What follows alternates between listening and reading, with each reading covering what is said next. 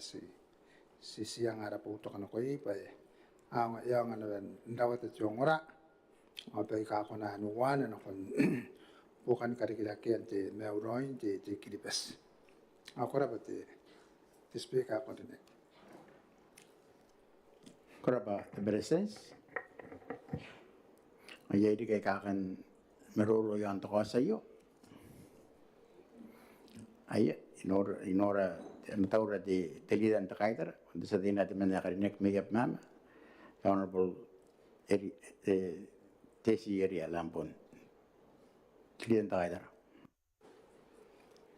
Koraba the speaker sa kawata ipanan kami audio na ko ilan ka ben me kain kilibes at anuran din tameron din nga po ngay sinaben mo ni meuri te skarabate resebeire na rakomete bukin perungan kanwan na arapong arik ngay arapong tante naron na anakos ani evene imetaran taye to kose ita irang kakawa ki bukirang ay tante kesa taye patoy te to kose to irin ningay nakon te speaker me sak ngay taramo te itirani yan kakawa ki na bukira ospo to ka to kose Seputo kaya ba ito wana? Tiba ya sa kitukin wo sara kin tayo ay kanak. On titim men ako ito pato nipun katua tim katua powi es na diain pubusi kanawan detay bukin ara sisirak. Ori kera sisirak. Atenan kos. Ngay ay yanangara ara komite sky taw yay. Ang kay sapun sen wakin na neno kumetangiran kan pero ngay roy yan kaya takaway no sinang puta ka ay. Atau kan si era bubusi bare ibukin tenan sisiraki te karena ba ibun kana ben kaminaki mai sin are esen kana ko kin te notice na kon te tauter are yanara ara son ke ese singai bon ten pong imin are esen notice te siraki are ino te ker asa bubusi ban ka ben ke asen notice ta akro tai abun ben ben ka to kaki ke ta kan dani ngabato angkai yari ena ya kita kau metenua tong kadin takan ya bung ena raka yuan ton ya bui are ise kanuan ingkai o ena pota kime kanuan pong ai kai mair penang kakawa ki anyo ari nari inang sirawa ya na to kan naro te bebe are sakuna ne tayo kanaro ben ena basi arun kaya kaki ya apen ena atau ai sekarang para bayi seputu kate to kosei sekarang para rokomit te sepeire me kain rokomit ibukin kakaya nangan toto pakin na rakanga nga respon bubusiya na kakabene na metan na rakomite ay te tayon ganite pungin tenan kos ako sina bubusiya na basin ori ang kay ton narota pipen te pungay asina bubusiba ntayin to kos sari pungin to kos na pen din tenani piro kos aki hakuro taya anaki sasanaki Apun peri na pen katukak, nakakin kay katukakin toko nuwan ni kos. Awapen insan kurutay ari ki kos ay kasira way minan. Ay sana bubusiya ara komit. Pan to na konti to kay apun pen insan notice te tenan kos ay kasen din no. Apun pen na pen kadinak ari ki kos tante. Payari na ri sakuna na pen na tayo nga na ri kitay. Sinaki sasan na. Ay sa bubusi kana yan to ko saying ana ko na be ara ko metin taray kan yore ne pun meri na roi to pung pantena te yo asi we ko na be to bene tenan meroro yon tenan ko so ko na kanin meroro yon ko say kaning siraw kon to wana te pung are pungin te to kos o pungin te bira kita siyan te ara bubusin ako na ra ko met Noran tameron anayang way bukira ko ta ay ta sibukin mara buwi ay ta an kan ay punti karawan roy pero ngaki na payang roy ta kapenen tamero mente tay ay te speakers karabari kara komit susmaya dr kos os susmaya te yang wena ay sang kabinay metaran te tay ay dapat susmaya to kos dapat speak dapat di tentang kaitar nasa sipun-sipukin kanga kurano na notice kaya kita beban the motionan as he draw my attention on and rule is being now tero kita wana okay ada yang makan te speak konan dari konan karawan Yari yang dari tata no na paparimito mga menagi to ipakailaya kita kangagi bayang dari kampon na tegaroi ti senaro wari minangkan pun ti milita karinek menti John Raina John Wall mikariti temeri teminita Kau tak kami wea honorable speaker dan meron na bating apong ayo tak tinipong na naraos ni mga utap. Kau kepada yang membuat motion. Kau guna pas nak kuasa rayang boto ka na yung titaw tiyak an boto ka kanon the motion na yo. Ite meto na kiburay madelita. Yon da yan kuasa ka etapiki na meroro yon the motion na. Ay ikarap ko rin speaker. Kaya enang kakao get intervention get ang tirong na bangon nung kani kripas. Ay kako ko na bakano ba yang kuro tinu apong na kira meron ni makam yan the rules. Ani makan di speaker kakao kano ba na matata na pinakon kripas. Baka nasa ka matata ibay ako nang tiket 100 stay and dong tabu. Ay kamu mo kanan ay kahit ako nan wapon nga na ba intervention na. Pare yan the rules. Yay the rules are punya na makan di speaker yan the rules yan Diyos mga tapu. Kaya to ka mo na yo ngayon ito akyawa yan. Speaker, ganun meron tuta na yon di meron di the motion na yo. Pas kako nga nano kana kakao ba in origin the motion. In origin na to ka in a korea kiroi professionally. Ni karinia kita ante intain ako ba the motion na ana tapeka ginaka kinayo. Ay kako wa ang puto ko na konsenti ya karinia delita de sakari pan tapika meron ayo. Ayuro ikan na. Pasangan nagira ina pa karinia nam taipor. Karinia rangai ratandi. Panagi wota girong ko na kaya karinia nun ay kira roi swan.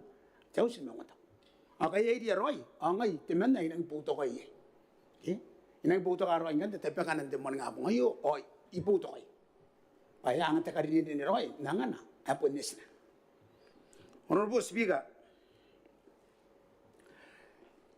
Kanon the motion, etang da si wobi metenu at sirak. Ano na kana sa kabasang kay, sinastig yon wobi metenu.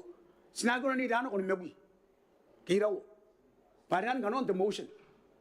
Sagno no panang jo meroro iga yo ko sinai dia na. Meron na the motion, sinai dia kanon the motion.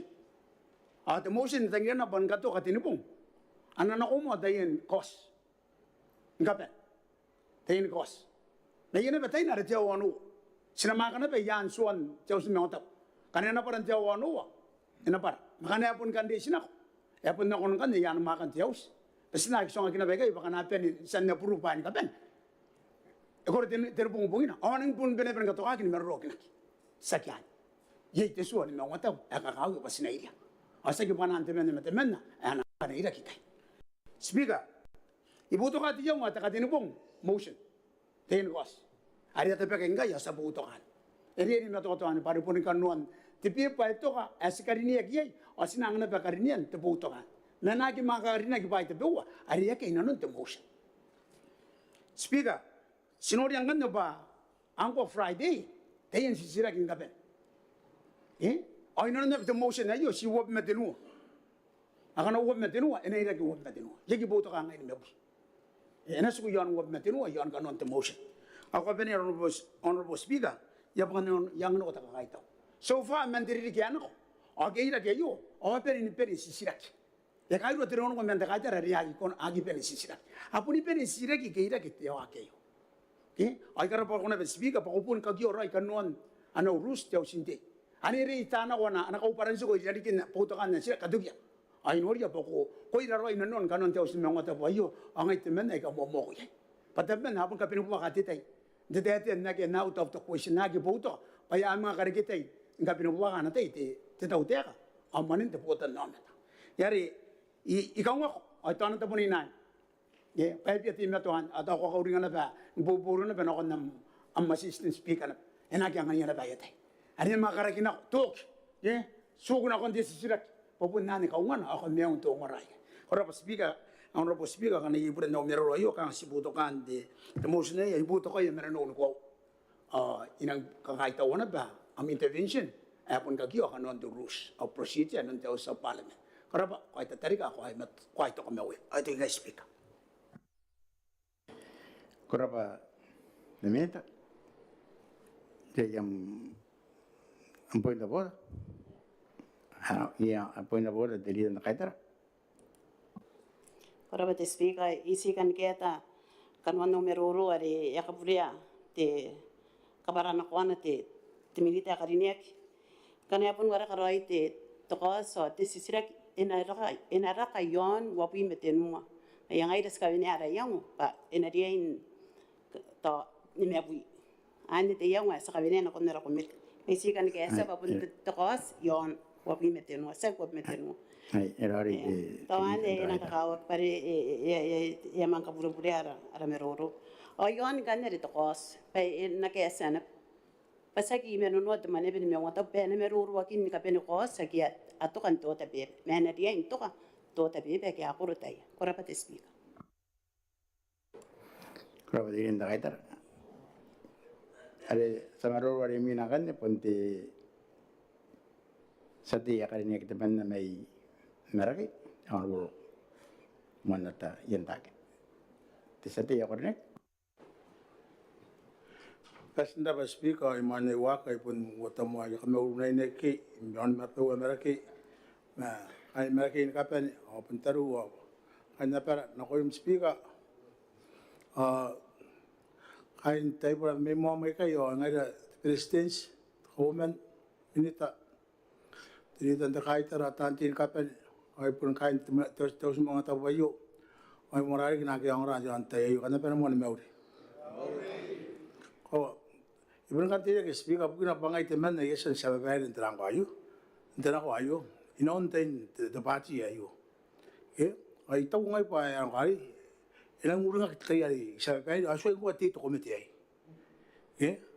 age to komite ai pa sa babai tayari ngai mate woman di giron aga asitin tay tiaus kana sitin apa tiaus sa mga paralan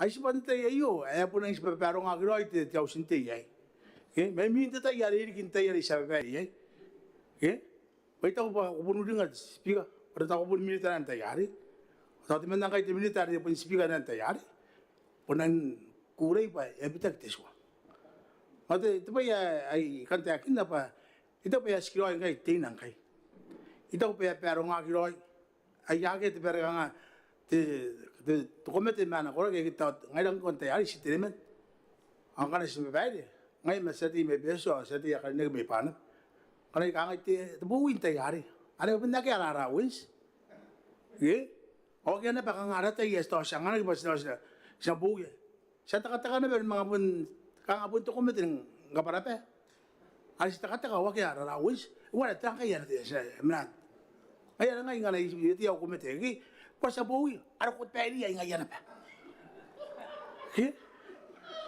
marapun nan para pun tipe ka nga pun na kaya rarawis tayari o nga si painak ay yan ay to ya peli yan apun to gintay apun ko ba ko tanti ito pa apun uri nga na pa tanti karo ko kay ay temoni kos au kos marapun makaw pari sa babae tayari au round ko mete ako pwede yan ngayon ngayataw mga yataw sa babae pa karabate lang kali kangate to mete apo ayo at rakiro yo pero nga kiro ngayon katikiro no ko yan to mete anak iya kin ka kaskiro yeri anak iya kin ka kadamero apa yang ngani ko ari eno ko royo mitong royo raw siya pangasala makin na mo na ngando ko to ko ara ko kari ni tiaw siya awati pa tiaw siya mitong pasna ba speaker emos Kuraba sati ngantaran akhir kaya kan meruru yon to kasayo nang ko ken konti sa tebe ka to kas sa dia dek teman men kuno the chairman the business committee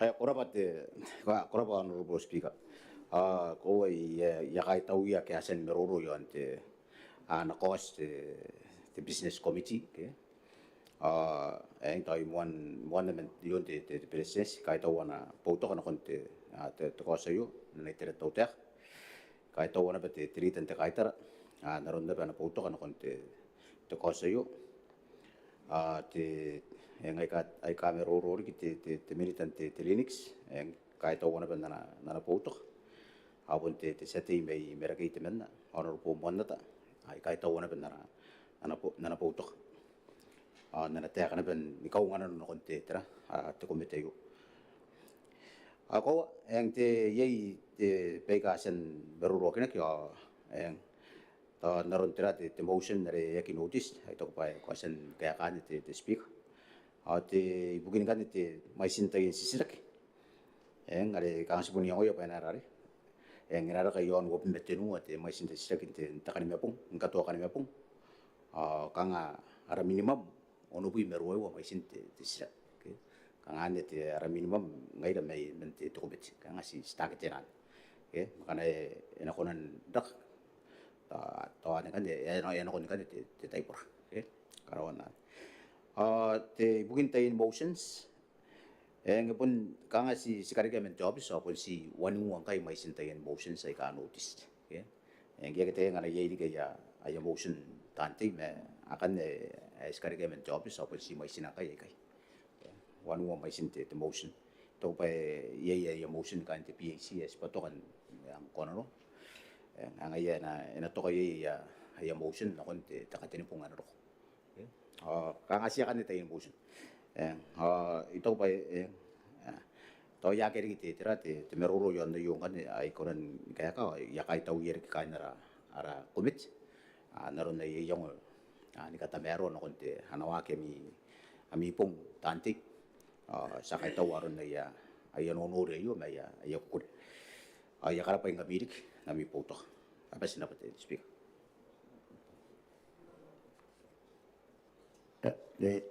yang poin agora de militar. Tiyo. Speaker, ikan kita na ano mina de leadership yon na commission ito ba ngayon to si wanu ya kadiya kaki yon de motion. Ang kana yi pira ka to na ki ayam nga puta ay yakos ay pira am tay nanon mayo. Ya nga nga ni Maria ko ron mo. Ya yang na ki. Ang ikane kira pa na kana mga busya no busa bari esen ka to ka ko wanu. Ang kana yagi ko ron mo. Tira takada maron ko yan. Kora pa speaker ka interview. Ay ato ay pun dari ani pun nung ti ako kan de business committee aron anya sana ko narapay riminangan.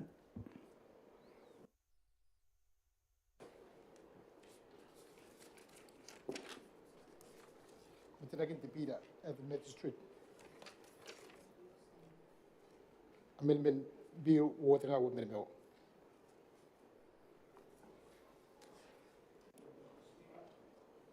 Ay ena arabira ni minangan ena komitenak.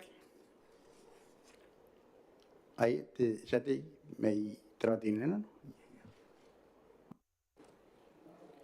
Kura pa to speak ay karabaya tanti karang kariyak tingapong tamarayo tayo ka speak pa yabu si putan nan ni kainis ma titua abi matuan tayo ka speak yabu si pa ito ay tawroy yabu ni kabarao bre na kontiaus pa ito ay nangin tawroy kurap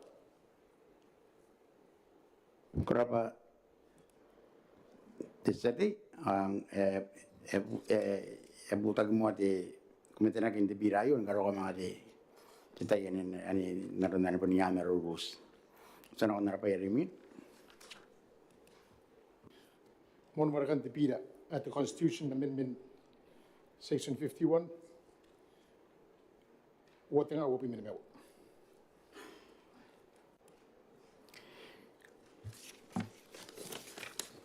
Arabira ani matar ani miota beba the amendment in the constitution nakanakuha ko di sa dagat di tono sa di naman nakarinig may tarotin nino honorable the boy why the sati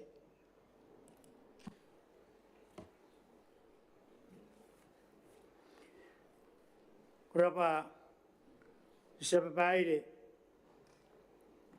nanganik uta kariya pa natabi ka tibiran nono nanon na ri kwasantayakin na sa babae tisbiga ko rin yaki main niya ikaparapara te makoro ni mawi me te oana, a te pira nono, a nogu serake, pa te subsection ni mawi me te oana, woua, naratua e maunga tapu. A ia tapi kia mua, te inga, ana ka mauri tarawati nei nanu, te apantopa, na koe te speaker,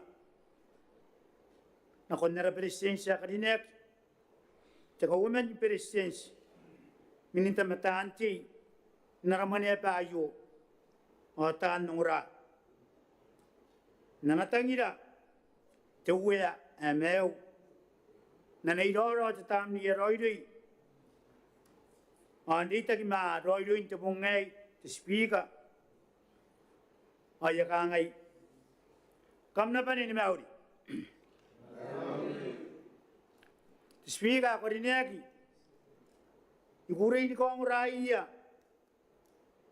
kai ni kiribas, kongorongon, te pota kinto an napa, e kinaki naranan te tatani matang, at United Nations, ke te UN.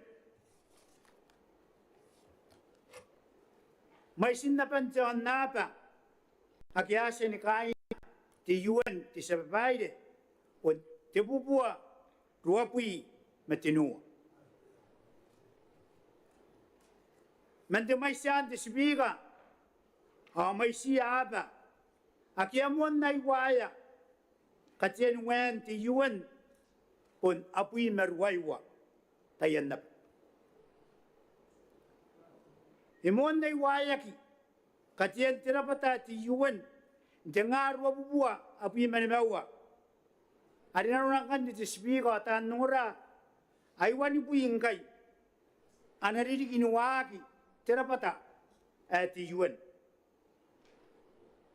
Te swiga, yei woua apanta o napa, ai ka kinagi, pa apa ai ka timatoa, iriria,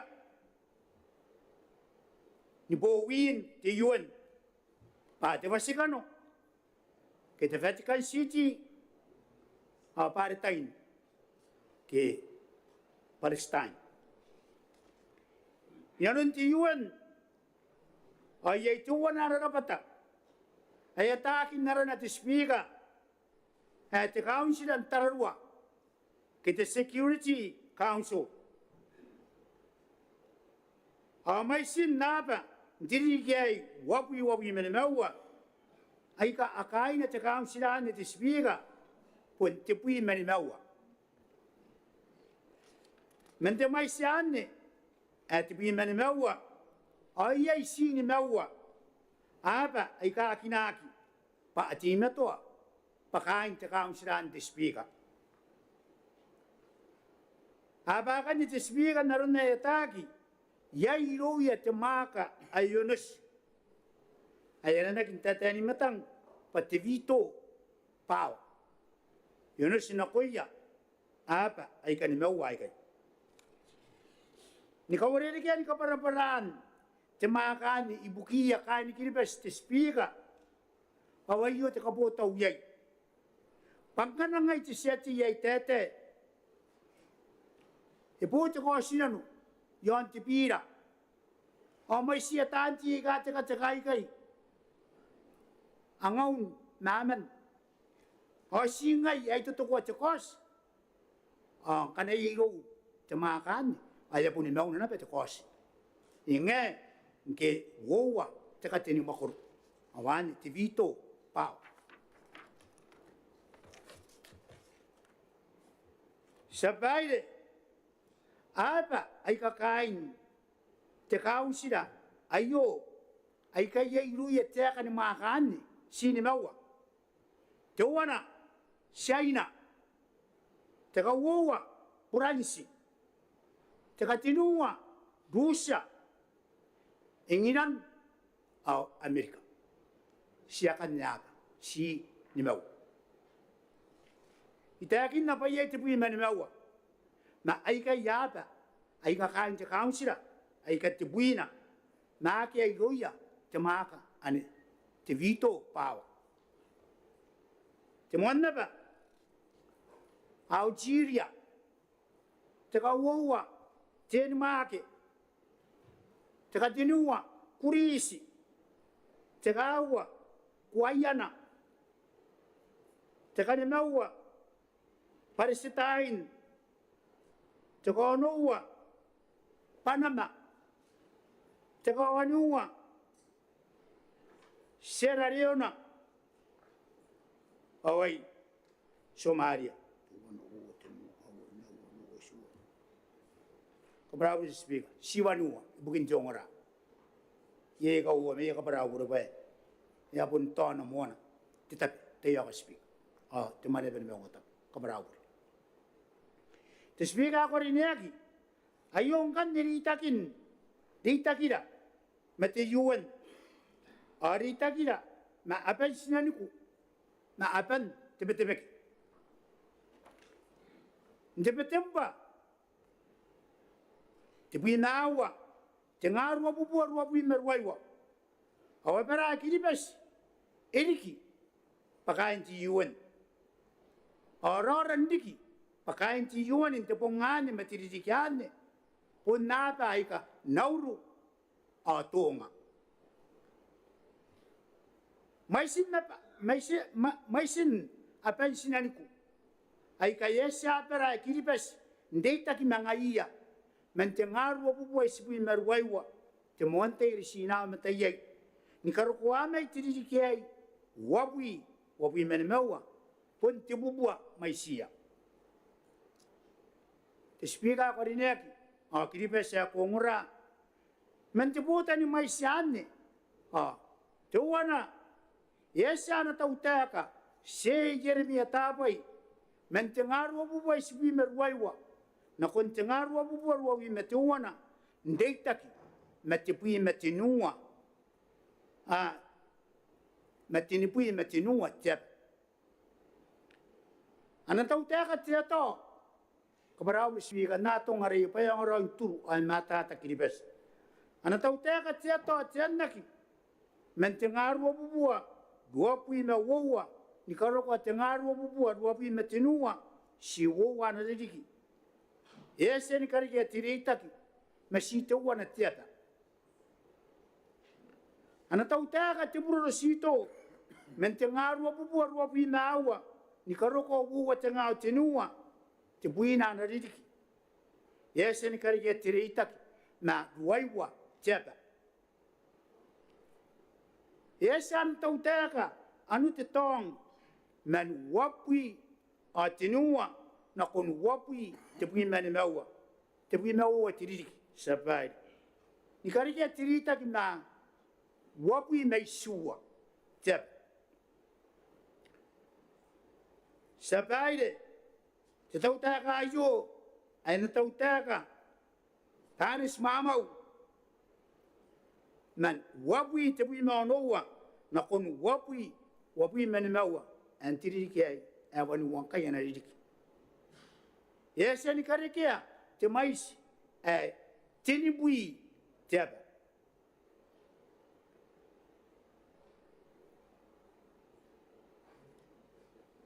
au kantani ngasapaide ya pia is au namakin pata ina pen tamarakiraki pare esiba tutuwak tapon tisbiga itaku pa terita kia karawaki jitaya yu sapaide punumuan tina kuroi amuan tatamaro koroi artauta na nakapara na koroyane imuina mangana ko na katawai speaker atanti kam kaninek tanura ya tapi katikara paraba aremi kara paraba na konna presidents his excellency tanis mamau ma anaka bilis pawa ko siya ni karawan dito kikilibes na ata aika apun na itararoy awake yay tinuka kitya nga na kititurundang ke ibua ke paka inarayay Kamra bariki. Pa kamasya. Nikato ka kiribes. Atang kanera enroli takinya kamabi pusmaya. O kato ka kiribes. Yon astirentai na namakaina. Ato ya pubusia te mane bayo ngana kukurei pasinanga upuan te tamaro ayo. Ako makibes inupo po itaw. Ayaw po po bukimi ka ni kiribas. Itaw pa ka ngangin na rin. Ayakan po nori yan tira. Baka nga teacher ayo, kung nagiro ko na bento po. Nato ayaw po nupuin kami. Ayaw kiribas, karapara.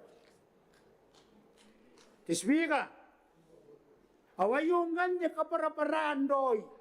Te ako di Piran nonono. te ako di sa te kaparaure. Ko siya ana po na bora te presence. Ako ko si te ako te presence. Sa tiga ko rin nagtaman na may tarot din ano. Sa iman swag sa kami ulira mo kami na mo ni Mary.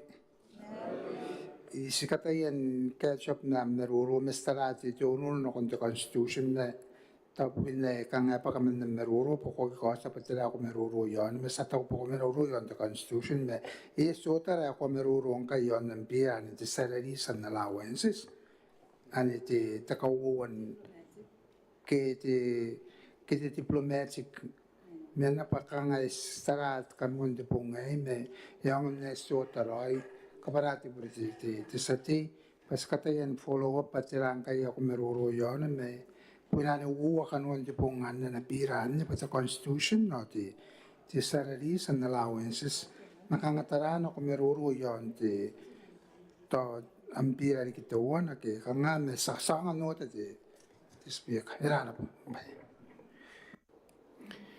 Correct, presence. So I refer the president on the rules pare kanon ang rules are kuna kana ko am bira ko kunari kuna mada ka para na ko na ano to tan sa tiya ko rin ke ko kamada taro ang bira tiya ko sa tiya ko rin.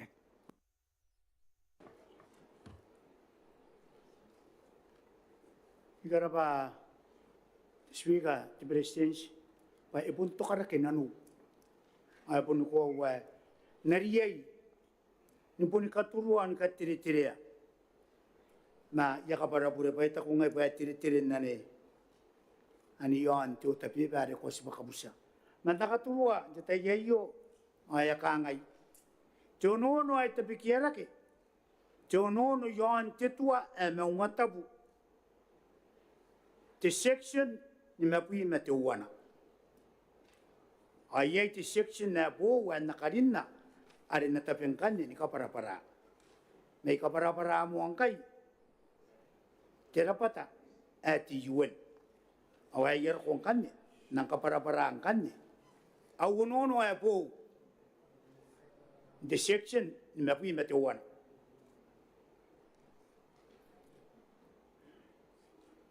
Yawakin ako ti speaker. Kurap. Tisbiga, awayong kanya kaparaparaan, tipiran nonono, section ni mapui matuwana, bracket wowa ay karinna, the section ni mapui matuwana. Temuan, onono tisbiga, pangkanasipan ng tara, tetua, ay mawatabu,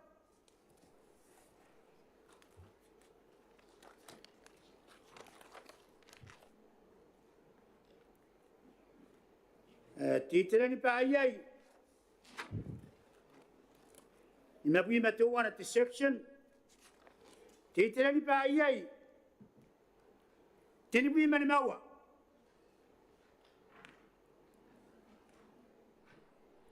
Ang ti section na ni mapui matuwa na. Puisituwa na ti section yay.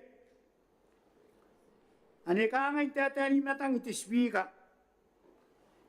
Subject to the provisions of this Constitution and of any act, the powers of constituting and abolishing public offices for Kiribati Southwest Inter-Presidents, acting in accordance with the advice of Cabinet.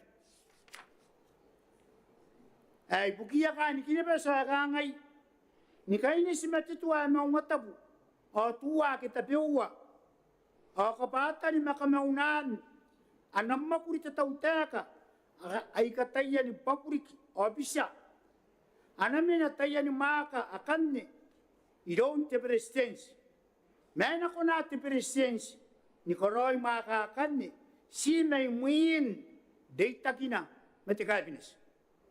Ani kaparanakuan, nau kiki kita yo, ya namoroy. Temuan nono an nakoroya, tisabay do temuan ever mangotabu. Pa nara na ti section nani, pa purakite tewana. Gaya sa ni karawan ni panaran na pa purakite tewana. Nangkari nangkan ni purakite wawa. Kangay taka ng tete ni Kiribati.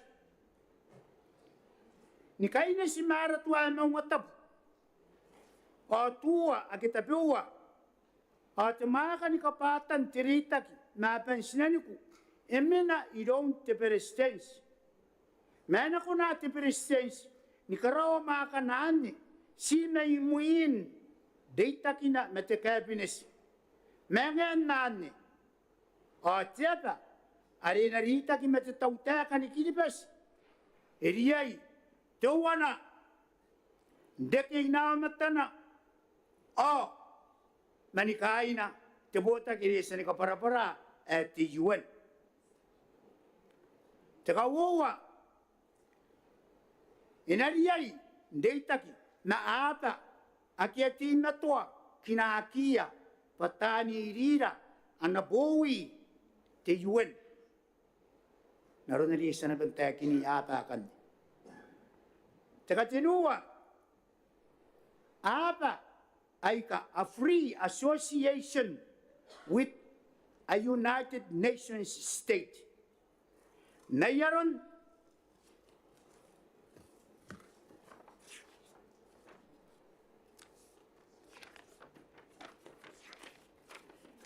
na pa ay kay Tisbiga.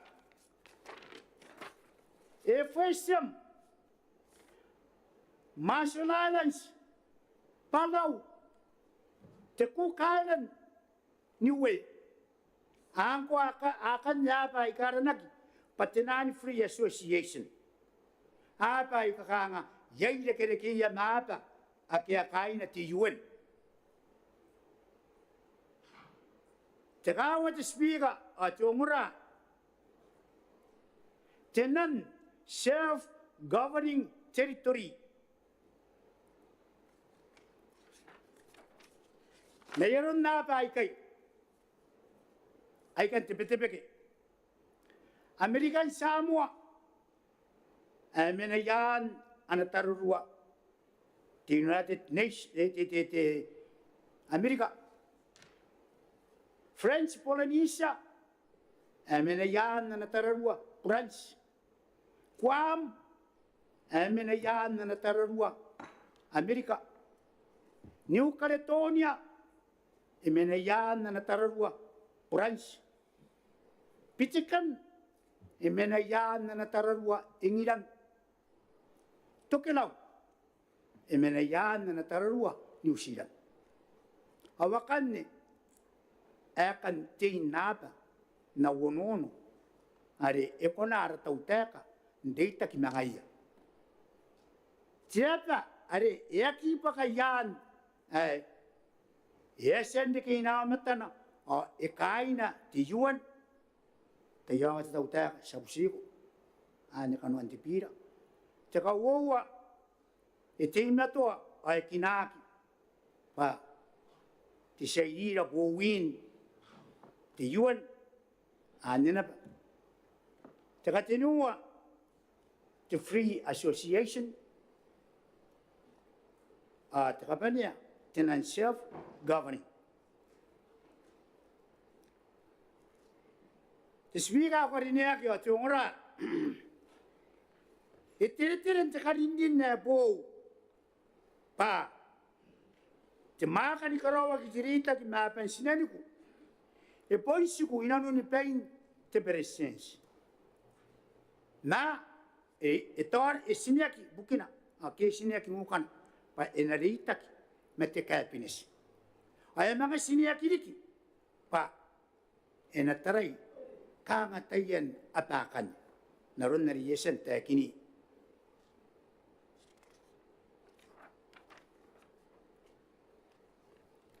Tisbiga ko rin yagi. Tiraroy putun kian tununo ayo. Ni ka warere kiana.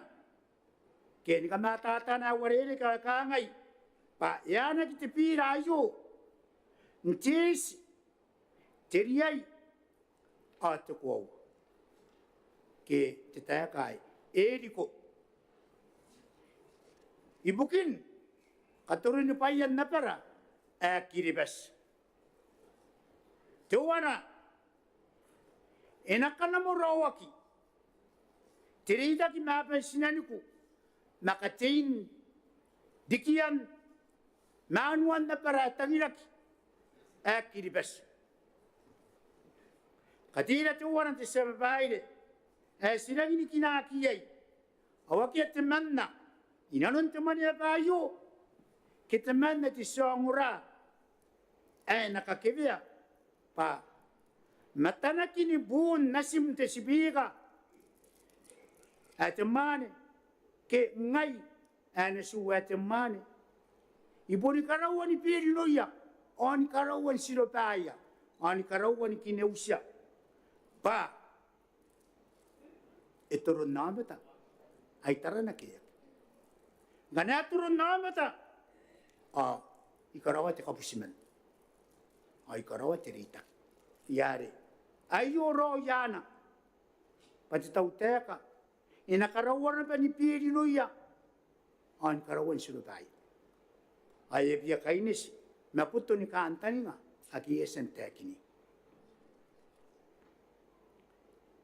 sabaide ngaya pa mawapau awapara kiribas payeseni namet asikai na tiyuan asiapia punnay tarroy matiapa an ang kana to atiapa tuwana paya tuay mayay nameta ayakai na tiyuan awaki apure sikona ni mga pundeta ki mga aritok tipiran nununong kanaya pas.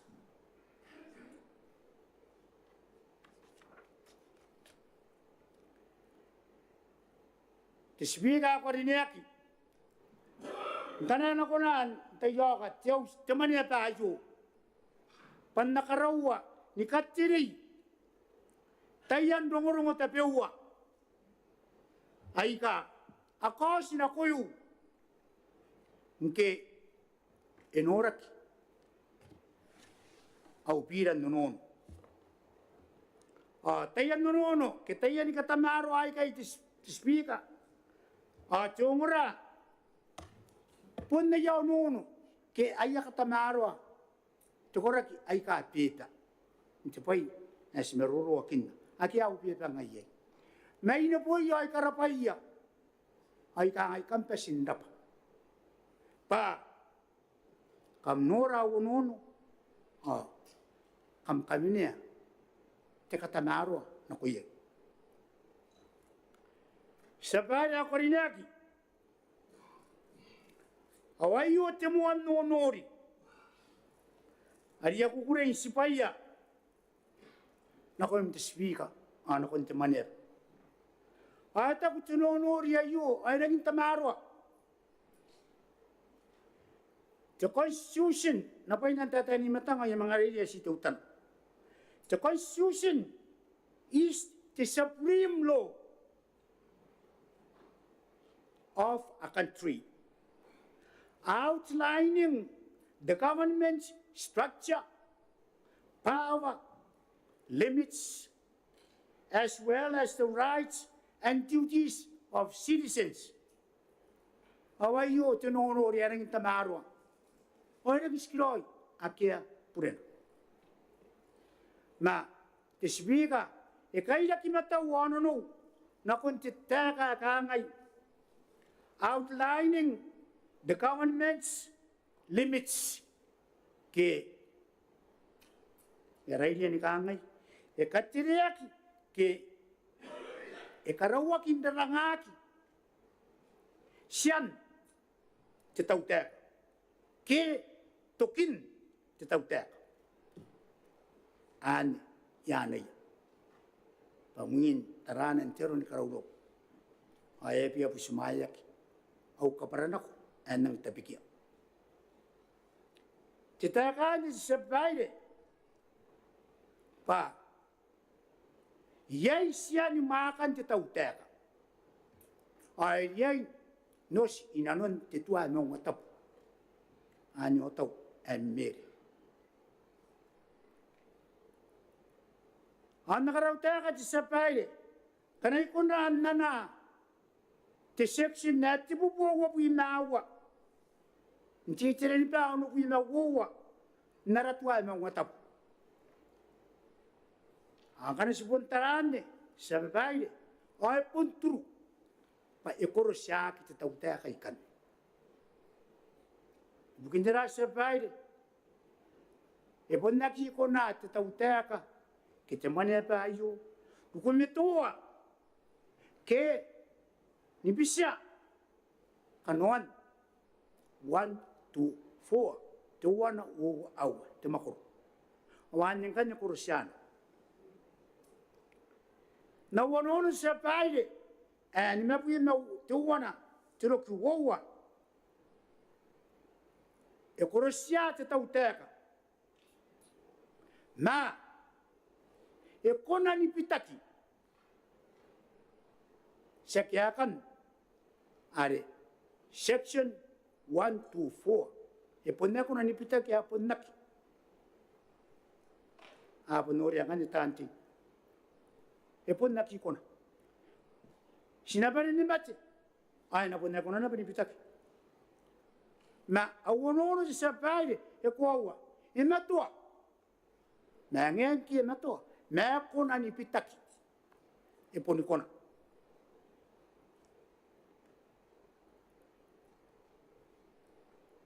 na yo sapaile aya kona ngani ni katuruaki pa te section aya wono no ne mapi metu na te roku woa e aki yanga te vito power ari 1 to 4 e vito power ai matua ninging ai pun ko ninging ai antai ya nang bisa ya kona natai pun nakia kona ni bisa ya rian ko wore de ken no no te ko wa e puri ko rosiana pa narunna pa 1 to 4 ari ono e pun natai ya ai tekerarikin ari tekerarikin ai e mata ku te taka tuona sapai pa awono no ayo irang India yo arang innes pa na karinak the Diplomatic Privileges and Immunities Act 20/23 an to kiribas ai tanga yo ko irang indap mate yo sapai kama piro na itanti patiat e kai pitaki the constitution e poni mato pa tangira woa te kateni makoro yari busi na kon te no nori ari pa ya te yoka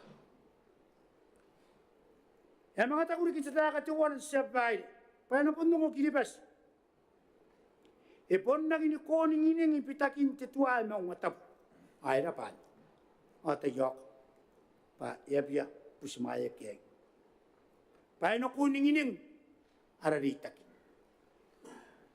pa tirita ki sapai na ko kar itakin ng kono no ke karawan te tua. Tenu au kei. Saki tenu au wem. Na tenu te kei. Te moan. Ina karawa ki te tua ipuki ni kiribas. Nkai. Ai bukia pai kanasira. Asibur. Te kaua sa vaide.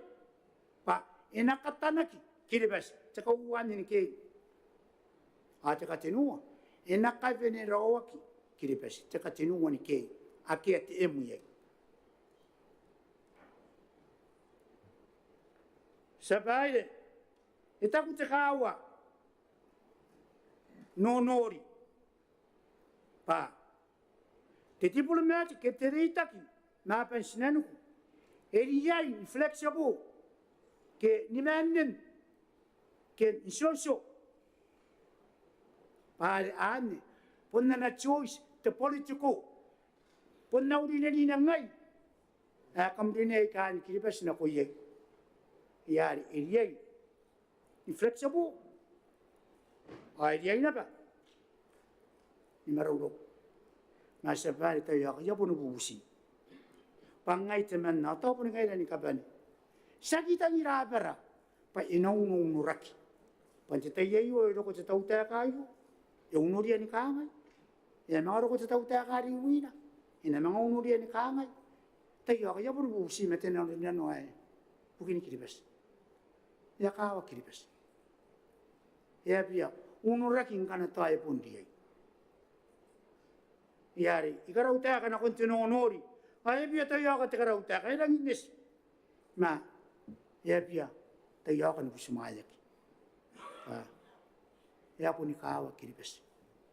Ang tayo ka. Ia kawa. Apaw mo tisibika. Aparang ngayon ni kapani. Ay sita ko ba, simet. Yon. Kapani na tisibika. Ipunta pikia may kabinano. Ikaw. Pa. Ngay kangay na ko ni kiribas. Pa, ngay buki mo kiribas. Iya kikiyak ngay.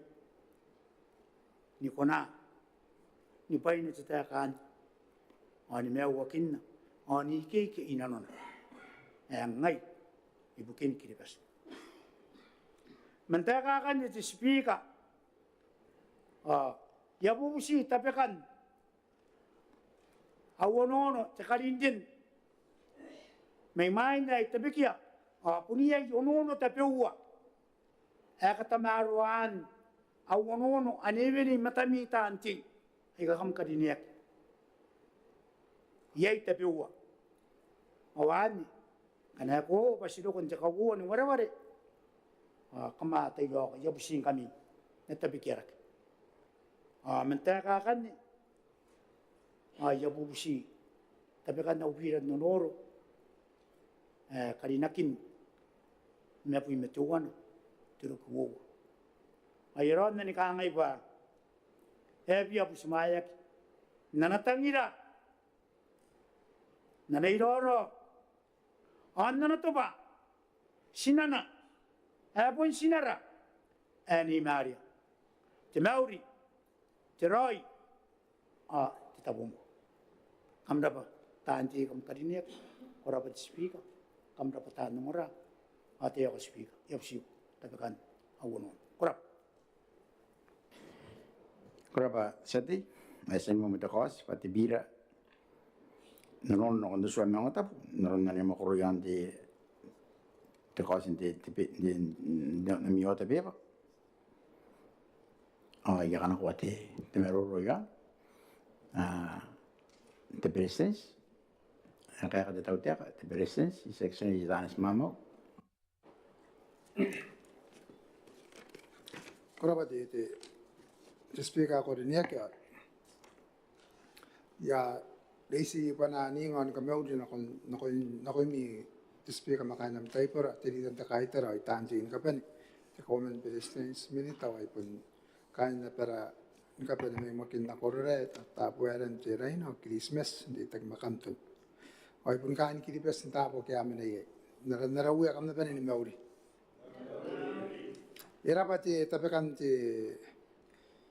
ana ununo na konti pira ke na konti constitution sa ti men may tarawati na inan. Ada santa pigi ka in katayan no niya ti era suami ang matab pa yang arikin turu-turu on tamaro aron ti teritak na dora ke sa sandi tak mangaya sikinaya na pa ke Takan sa akhir kita kita mangayat diplomatically na sa napandi ka pa toro ni kilibas. Ako wai ti tua mo ni pa irora para tua na watap jono na ko yai e konan tabe ka kitinaron te ausai na ari punia iri ka wai jono na ko na tua na watap. Ari pun dinaron the constitutional convention. Nanya pada na pa iti potol namin at iswami ang watap.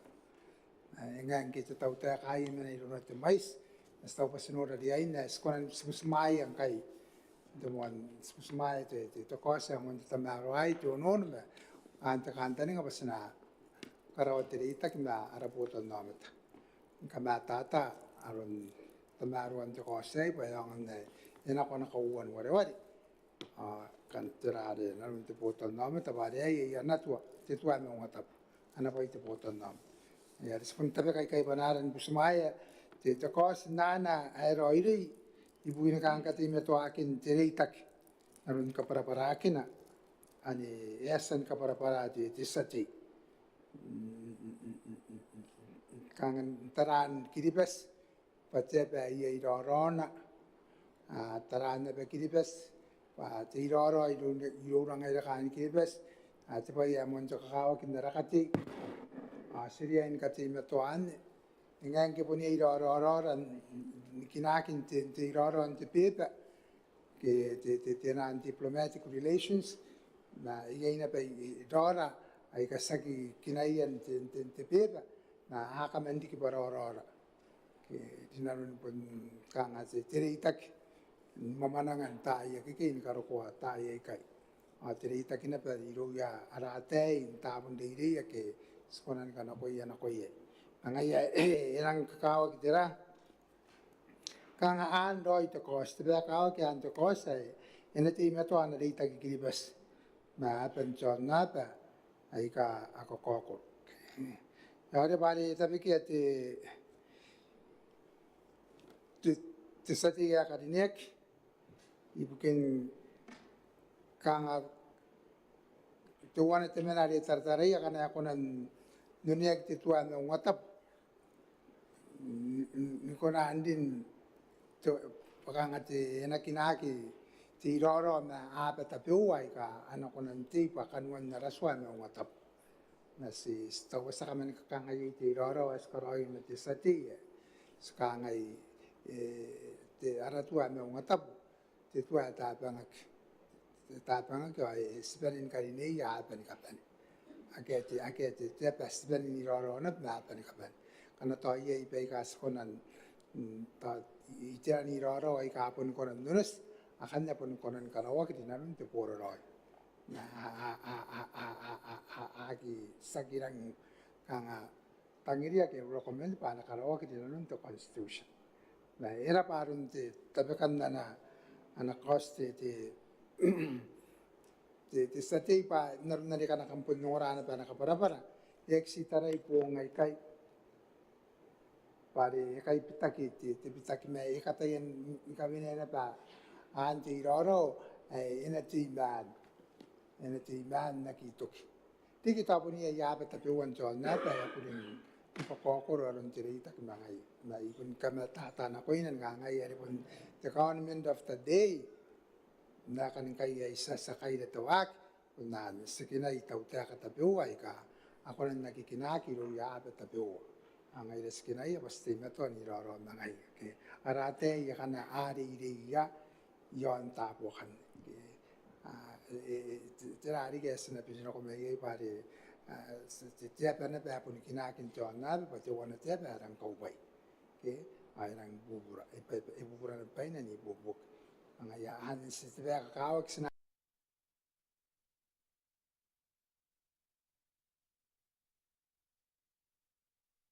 Agitara ina nora me sinatara ina pa kapaya ara puta namet ate na sinkiri bes na kon taye ka anaro ya iskara pa anaro nara ano no ka ngana passion bukin tangiran te rita ke ai pa ina punturu pa ina ki mga kanga i mai gi na siskasata ina kan mata ni nga skona ni koro ya ratua dari kinto constitution na pone ya ratua tua i ka kona ka tiak kina ti ro wane pa enaki rangui enaki mai gi singare na poni pita kita tau ta are poni na ame te tau ta kan te pong te wan na te pong te wan na kan te tai ai ara tau ta sikina i tau ta ka be wai ka se ka kawa ki te ri ta ke mangai i buken te ka pai ai ka ara poto na ame ta ri ki te teroro ni ki bas na kon saksi ta ai kai na kon te tai ka anaro Iari ita kina bangkanya te kangasta kina le kakao ke pa na pundina nun tira te puto no amet ke iari engang kana tas kapasan kai na te pa ia kawak sina na pun ukira mo te puto no amet manji te kawan wala kanang kan pa yang antapanin roi te consultation me te puto no amet pa rei ire kere ke na pitakin na raswa ano matap Askatai ini kan gati matua pitakin te tua no ngotab te bai ai kangai imitong irora anga sek te bai sena kaungari sekan pisang kai sa pisana ingang ke ikatai ka para ko ingang kan te mai sirora anga sek an te yang ke pati yang sina pun nangan kakanatun na ratua no ngotab ari punia te tiu proses ke kawai ka anapun dia no kirak pa ari te suan no ngotab Ipai ye kiri best, ipai ye te puto namat. Ya anti te best kata yanda. Kali ni apa kang ngata kain tai yo an raswa no ngatab. Ang sakit te beri te suara sa meru rokin na bai kai. Ingang kan emene te mais na raitera sakapasa na yak. Me ekakawak te process ari okiran tera te puto namat ari pun na pai te constitution. Hasta ubahan ya tiri ron te stati ya sata uba sapure roi yo nan ena nan te utan me te kawak se kawak yang anakin na raswa na ngotabu karinian sekarang pa te kanta ni ngai rabi pa na ko kata ya nori te stati ade kata ya bentara te kata ya bentangani te mena ikon na pun stara ina betua ai ka ana pun konan ko kuro kina ada diplomatic partners ada akan kati metuan kanga joni me kiro ya pa te pe ko wa dia ko katira ta ngai de sta bastara ye ga ba na ko ro irura tapi wa te ata ye ki pa bandang sensitive pe ka iro ya ya de erang sensitive jero na tang dia pa na pun ena blue and white yon te ta te puk ki tera ya de kan na ska ya kan na ke te kana na dia ko na ki karawak di na ena di na ti suara matam na ye di tarata bewa i kana karawak akakawak ina pa kanga aya expectation ara partners ara diplomatic partners pare narita ko ko katira mangaya kakawak ina pa sana nori pe ke ana ena su ko yo ni na kirora pa ari te sangania e popo ya sakina senangania tena no wo ntai di mu ko wan te taban te tua no ta pueran kakao sak te pai kanga ina karawa te pitakin kawai ka akakimoto tok ke akoro tangak me kakao kena ba ya pun katapanina kita nanda kawai ni meruru on consult data na te boto namas atau ya kan kanuan te meruru e kimoto te men mes poto ka tera te anata be kan nono na sarita ki mangai andarun amara katamaro ay kastau pa ya kana ya kari te sati ta ya ka include na kauwan na wala payang na sakay na site po yan pati te stara to nono te constitutional amendments angay ikitikte ni mawati didik ke makanga stara tarari ngai te to no one didik payangan pun ngai tar maron nara ada suai ono wate didik ya le bari akan kan wantera kanuan te meroro me se sakasuko pai ai kanuan te wakira ke mandei tak me te sati me se ebuto ga kitera ana no te sati a monta karinya ai koraba te speak Koraba Belses. Aí, te Presidente Reiter.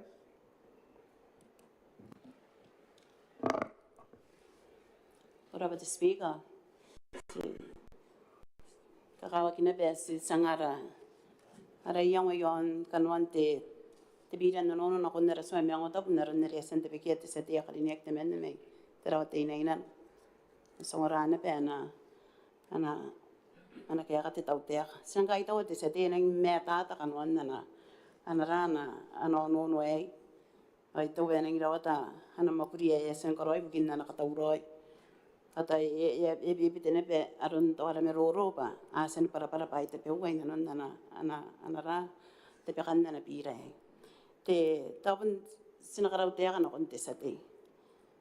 Yon ana kanta ni ngai pa.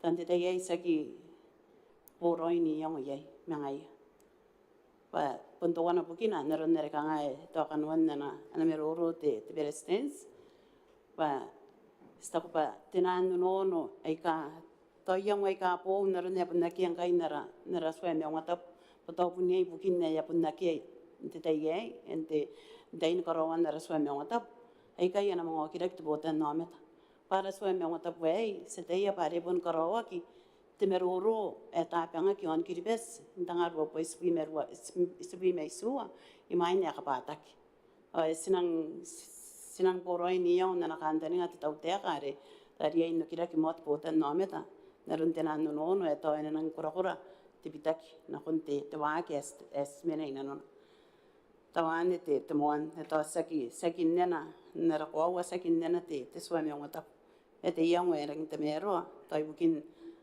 pukinare to yasan yang ia te sate me te to wana na be to ko korora me ana ko te sate pa kana yarin te so me ngata pute to wana to te aki ki to te keses erang erang kanga pitakina ngai ra tan koroswa ngai ra kain mane per me ngata ai to ko ware ne ri ko koro ni to ko koro te ma kai mere nei ra pataki e ka te nua te wakin tau te aka ni no meta are te tan ko rosu are te mane me ngota to tan ko roina non te suare te executive kere rapatana kin te cabinet o te takapo wi are te sakaparina ko te naswa ane ria ina kia to te ma kai ki to panai pa na swanga te rapata to wana pa te rana ria ko roi kana ngai na men te mane me ngota busina karia ia pa na karina ki ai na non te araswa me ngota ngai ra stop pas sinang kape te executive ki te rapatare e kaputa aperante te pong to wana me to wana pananga kia pun enanga kaswa ki pa ai pun kanuan na ana taratara te pong to wana me to wana na ron ne kanga mane me te berestens are na kanga enang te mero ai bukin ki di beso ai bukiara pota no me ta kana siroro me te pe o sinaki anaki tarai te rata pe wa ena ka kininga enang din pa anang taraki te rata pe wa na ron to wana are to kaina kin te rapatan te ona ke kaina kin te rapatan te ona ai na gira pate se te pe ka para te ma kai na a pe kin meu pana kai kai e pe ireia a kono ni pe a pe ireia pantai en ria ni kaina te rapate pana ki tatangi te pe an ke a ke karia pana kaina ana kaina te UN ke te rapatan te ona pe ai kuna kaina ai kuna rawata pe jo na pe kai ya sen kanga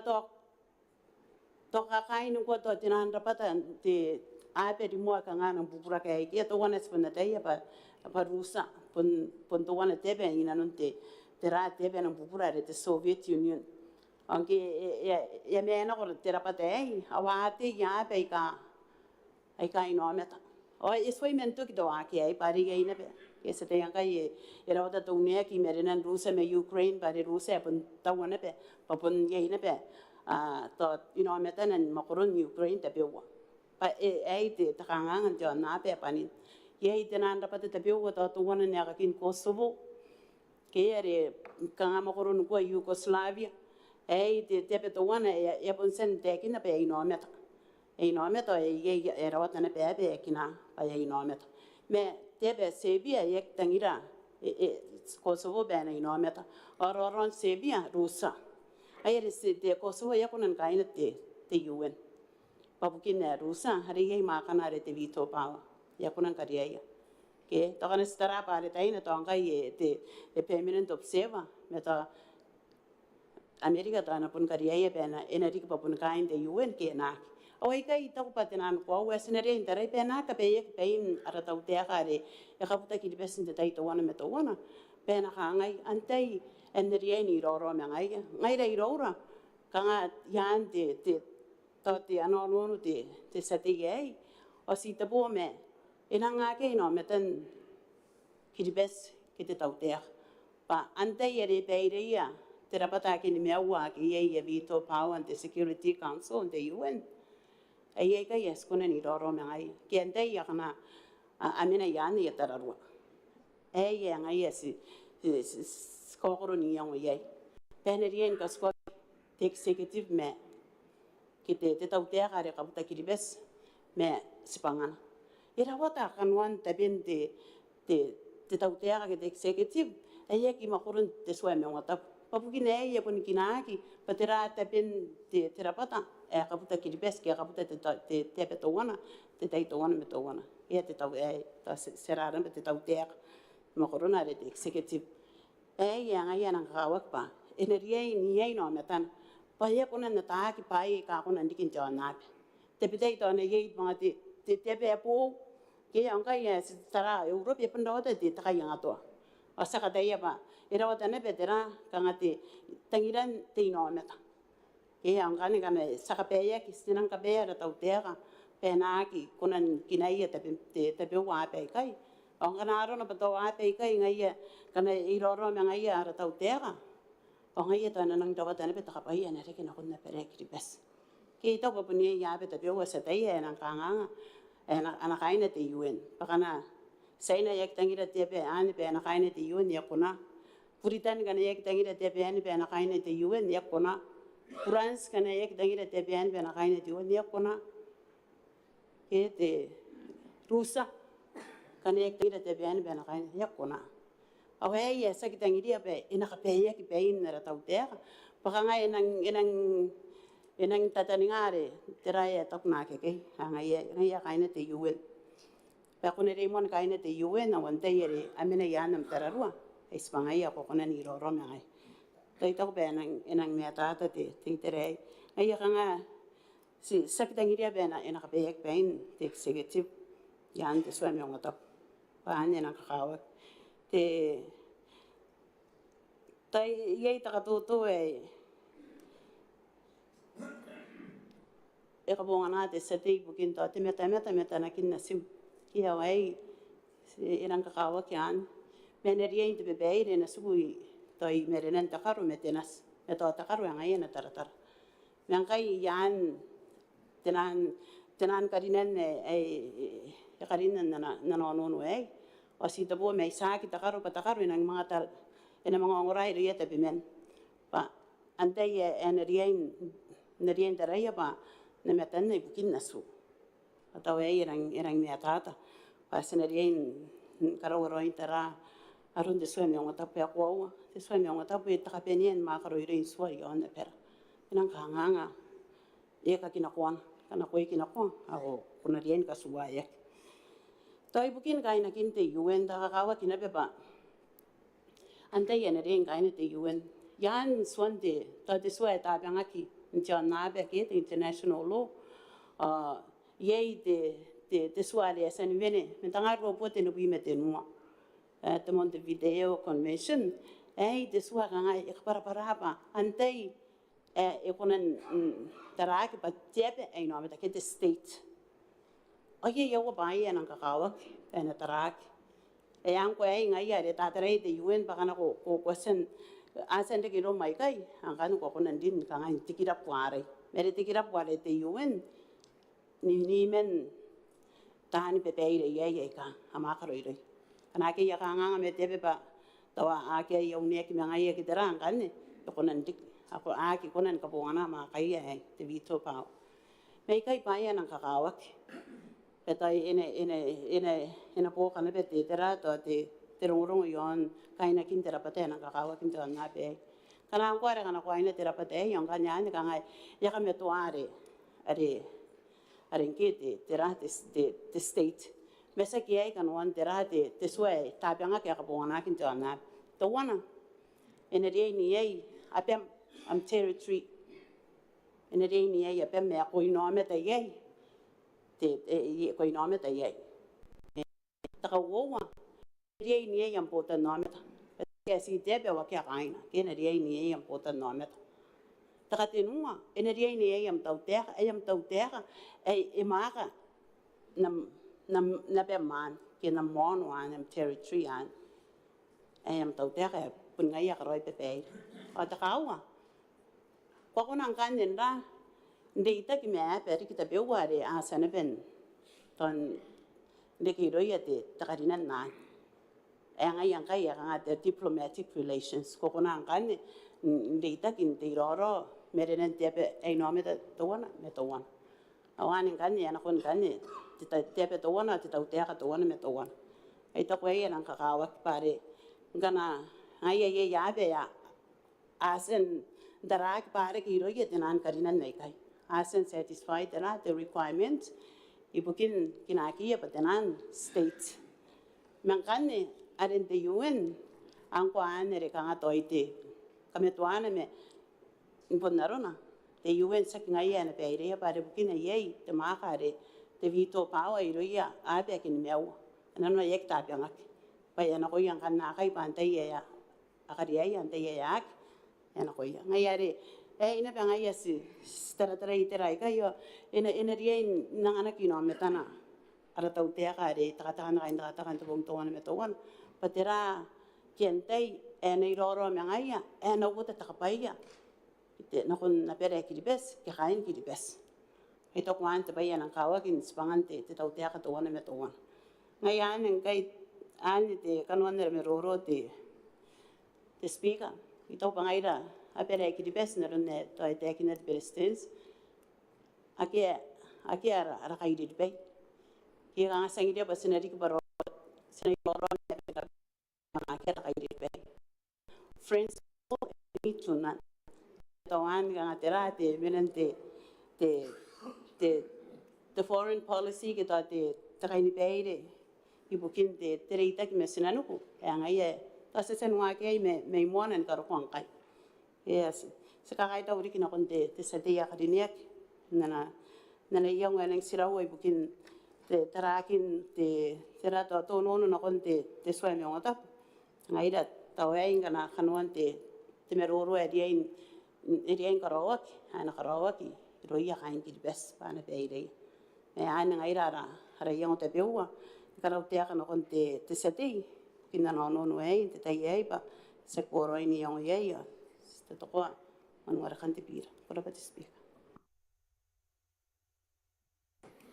Kurapa delia to kaitara ada samaro rimina kan ponte te minita ipu kintan online jangan bol pikari te meri te minita kwa to me oya te honorable speaker agora pa ko ngana ya utai ya in sipota na utau ro ngai na pa ta agora no kan me ro yon te pira yo ai kan me ro yon te pira yo pa e ka gawa ki the true friend ya suna o me ro ndiro ro ni ko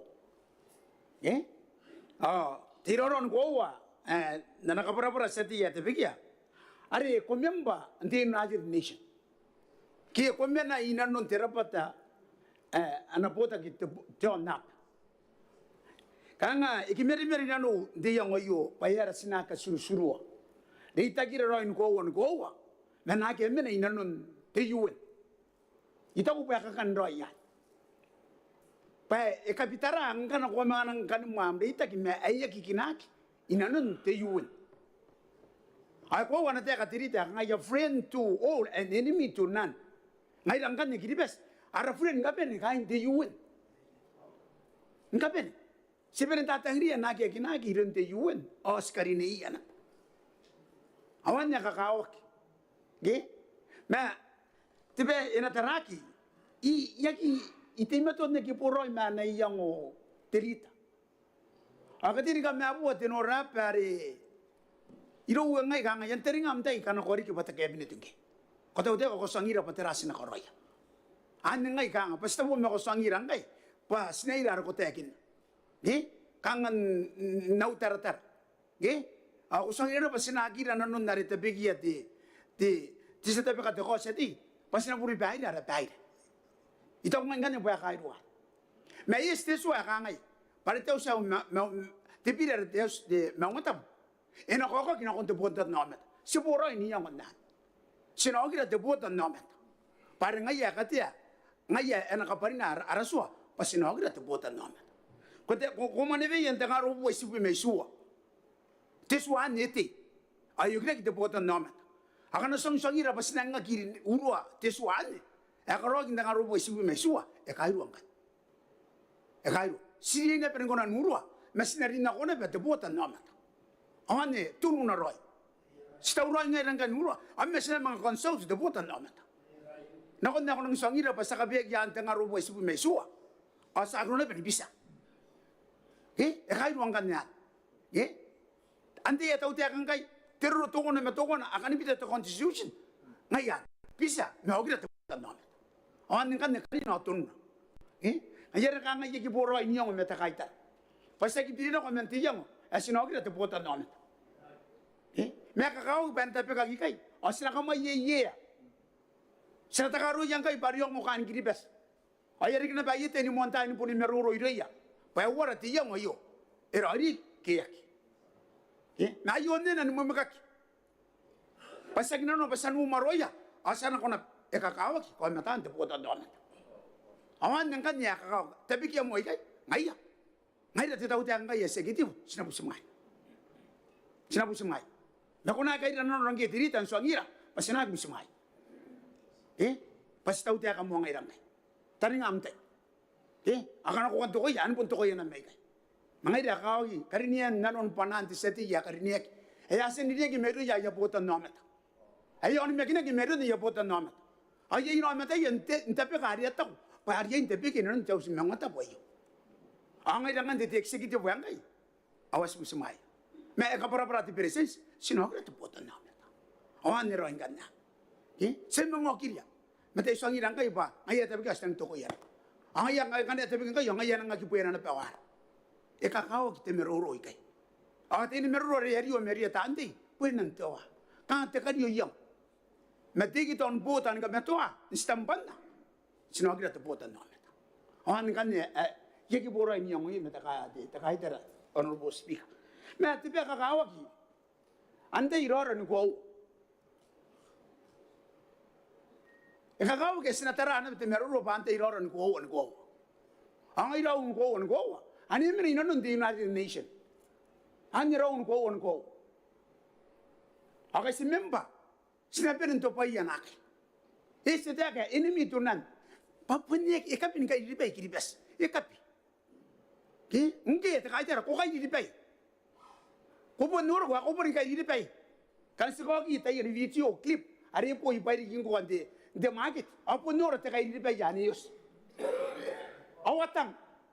Akay ribay na kan. Ngai se kay ribay. Nakakawag asinakina ante yan men ante UN. Sinaron na roin ko. To a true friend. Pari pun ikinagin na nun di United Nations, sinaron, ni ko. Awaran kira pera no uwa, paano po nubuo kira na pa, ni ko. Awa kira seka hindi UN, awan niya po nukuran, kikiwiran, tita ito ko na matuwa na. Awa ko na pera po siraro, mesita pimen, awa, akita hindi, akita pimen. Hani kanuan, tiyaw me tar ko kimen ina nun te UN. Awa ngayon kan, ngayon na patimen na iti, titaw diya, kan katunuwa, wiraro. Menakan. Ipon nak. Pari ako ran pun pura-pura pari haki kinaki. Awagi men ina nun te UN. Ako ran tupe. Nanti menang pari haki men ina nun te UN. Ayari ikaw kina pa sinatara-tara ara meroro. Pa ikaw ke sinakay nanon ni kiribes. Pa ngaroy tiron ko. Ngaroy tiron ko. Na aki asiri bay. Te so ngira pa iya siri di baya ngai ra kai. Te tau te kai. E kai ro. Ponu ngi te kai tara e ye ya ko ri di baya. Oni apu ni perinsu kun TV jo kidi ngaro ko ngai. Ani meroro akama tau nga. Pa ye ya kam di baya ya kam da tangi. Ngai ra ke. Sibene da tangi ya ngabe. Me ka kawa karini rom ko won go. Ari mena mena te yuen. Pan ka pa yen kidi pese na kon dai kana. Speaker, ikan ko tan te ka te. Tirita ang sipasan te agin. Etak. Sinarini errora. Na kon nuota te kapaya, na kon kiribes. E maniri yang kay tirita. Dakaita. Etak ko pa sinarini errora, yeso nga te executive. Kon narini rom, nkowa. Kon narini rom, na kon nuota te kapaya, na kon nabam. Oan kan, iti fine nan. Eka para roi, pantay roi, rora, nkowa. Ano uta ta kapaya na kon nabam. Yari sino me tangay rangkan. Ino me tangan te executive un taraya pa nga. Ronan ko won gowa, ana nagira te kapaya. Na kon te kiriba singaya na kon tay kana ro. Anya ka ka speaker. Yari yaki puran kurin ka pen may yamero ro kan ta kaita. Para kama ka man kinagi pa ye yami kay di bay. Ang re kisimondo kon tawta ka sabon ka hina ba. A friend to all, enemy to none. Ma tiron ko wa ko mani yang kay ta kaita. Ano ko ta kapaya na kon kiribes antay. Are me no te iwe. Are e join ai kinagi in the United Nations. Ani ngai na be mena ibobu to yon. Ai ya ki pirino ko men toak. Ai okira te botan no. Sino kiria. Mate ke asira ngai rang kai kan de executive. Pasinai ran kam ta. E mo ta ko na pangwa. Ani meroro mangwa. Tatani nga. Pako sai ta kai kai. Tani nga am ta inta ako be bai. Anya kanuan ani meroro ntai.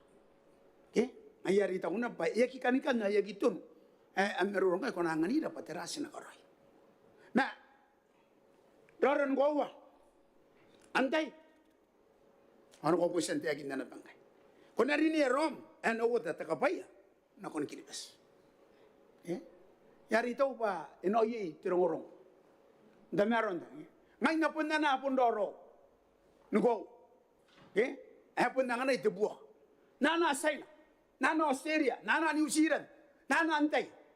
Antay rin kayo na manevi yang na itubuo. Nikowa. O ikan. Kanaan ng United Nations. O ikan. Antay, saban. Antay na kampunta ko na manevi. Pamilya ng United Nations na oroniya. Sinaroniya. Meron na best mong kasusurin na nun. The Constitution. Kana nga yan. Sinaketa ito po namin. Ngayon naman na itang hindi pa na rin ako the Constitution. Ngayon oria. May yataya. Pa na kaya taki mo ito po namin. Ana kaya taki. May nano yay. Ay biya itataroya. Pa biya tako ito po namin. Tapayo nano yan. Baka nano yan. Bangin te merurong kay. Iko watiteka. As na iroro. May ang nila takapaya. Ayar sa songi yan. Te yakang punta ko po yung nila takapaya. Sinakarinian ka pero inano na Constitution. Patayin doon ko. Yari, speaker. Igarapati yung ngayon. Era patau ta ka semaya anta kawon ngore eri intangi kawere muyak sinaira no mo idiana atira ana reke te bota no met asaidiana pon tara rasua pasa tara ba ye kairu na rasua kampun so imperinoria kan jau semota ako manivi ta kaitera pa ibaga te veto. Ibaga. Oye inano narasua te veto. Yey. Kusa ibisa, ko nan bisa. Eta ko ngran, pa ko ngran bite te suwa. One si kana ka ngai te bana, pa ira. Ona yana. He won. Ako ko nan bisa ngaro ko ngai. Awan na. Karena kan guri di mana bisa untuk konsumsi, yang akan saya kita membapa, kok konon muda, kok na, aku orang yang disebut mesua, ayah kok konon bisa yo, wanita apa kapakar na banggalia, era saya kerabat ya yang mentara nak, mengat teron ko, aku saya konon bisa tesuan dengan karo kongkai, esok kaya angan apa yang angkat ni pak, ba akan ko pas kon nugira ti to puta na mata na para ina bitak yak kan nanganay takatuto po ko na bisa kami ora din meron ba ikakawaki tara am suar ko mon korean karo kongkay pay ito wana erawawat ang tuwat ay ngaron guys akan akam koro tu suam menti suwi mesu maginoria kami na ya payo yo kay tiso ko na ragang itari ni bana ba ino ya gando yorak payara may ito to an singaya dakariri ay hira kinana engam suan ko ti tangaro bo sibu mesu ha ayara ko na nurayo nayo tiroron ko ante the true friend kakawa kiani nanon karina nanon the constitution ayan nangan ko ang katuto mari konan siya ko nanuraga ari sen goro yangiran ibugin anoruring tinasimpan ko ko nanuro ngayari ro yung kami atata to the true friend ari erikin din na nation yari ita ko pa akakagi yango speaker asinagi kaya tabi kita men na ko siri baya sa to ko yana sa karaw ni yango yara payanga na puray nanon kiripes yan yang ana puray nanon kiripes yan ay no kira kita putan na mata yari ngai ibuto ka asen manige de presen sputo ko ya nangin pon na rin inano yan puto ka yan ibi apon din na ibi ay rin na constitution payo tayo ron ko ay ana bita kiripes na konti meuro na konti ay ana tayo ron ko ay ken menina ng United Nation ay apon honest na yabuwa ay kawan ako kawan takarag kawan ako kawan ako yari yamos ka mero ono bo speak dara kawan ni mero na kay ngati true friend ay enemy tunan friend kami kampon kapuanan kami mi enemy kama guna nura to constitution nare ani mon korok me main ay kan kapa kami ay kama kunan na mint akom dokan na pa na kanga may siguro na baka nasikari na bayo ay nay kunan na mint na how papunta ka pa yan Pasi kai lag tiro royo metetatero o tu remeng na to wari kara popun nei kai tin true friend e gana ni kira ta kapaya na kon kiri pes na kon tai gana ai kai dei ni ro roi e pun eneni ayana kira ana to wana na bai kai patum wana ngai ai ya tongan puniro ana to wana patiro ro patunga pa na kaneg pasaina iputo kai iputo kana ban kanon ana na kaneg kai kana dari kira na bai ka sentina baka hindi United Nation, ngayon na baka hindi UN, kariniya na ba? Mariloran ko. Kaya sabihin ka, yato kikay, ibuto ka, na ba, kanuan na ano, tibira sa tiya karinyat, men taro tinin ano, at yapento pa. Kaya ba, sabihin ka, ay tatarik ako, ay ito kamewaya, ay ito kikay. Kaya ba, minita. Iyan po na po, dali yung takaita. Ora ba speaker nanang pusi ate minita bena ina ngura roin nara meroro be ya kabure kanon nara meroro to wana eta ko ba suni akin na bena ki kona ngurwa kaki te swa me ngata sakyan kanon au meroro ai to ba kana pun ngura roi ai ina tai pare pni ka wain ta ka wowa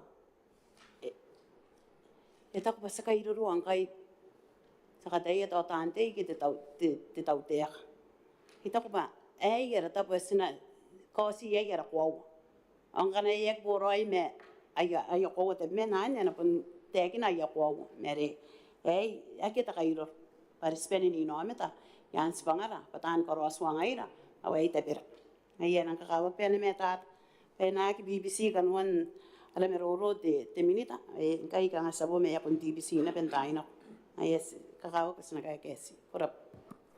Kalau di na either,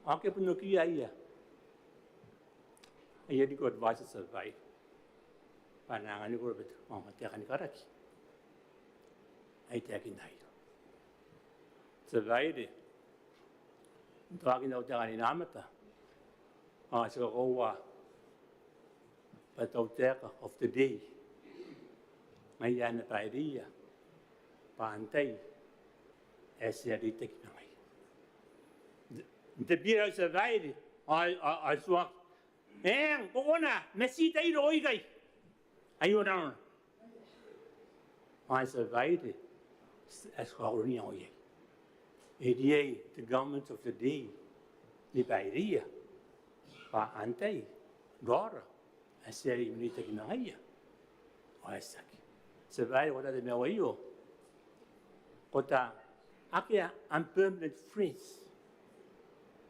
Akia. See, I'm permanent interest. But our friend is no longer provide you with a idea. I want to change the mind. Say to cut you a bow. But I'm determined, I'm friend, I'm interested. Or the Bayan survived in the determined to tell Deka, as it in there. But there are interest, can give us. Man kan ook ruimer aan deze beide. Gewoon door een teppen. Want de rouw als survive. En ayo, hij bijt survive. Hij ga kiana kira vanti. Dia mo papa. Ai atakina trai di survive. Poni aiya, ai kai di bai. Pagangai. Erori do wayo do wari wa. Asia kasua, sekali gara tua. Asia tu ke rasa kita mau udah ikai. Sehingga yayu, tak kami dengar ai.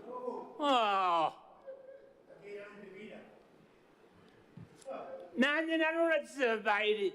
Tante, apa sih kami? Apa lagi biro? Apa yang minta imat tete? Mana Asia ya, aku ana twist baid. Aku buat tu jauh sini you. Parana awak yang nak us. Kau sekarang ani kerja ya you survive. Kau sekarang ani kerja tu wari survive.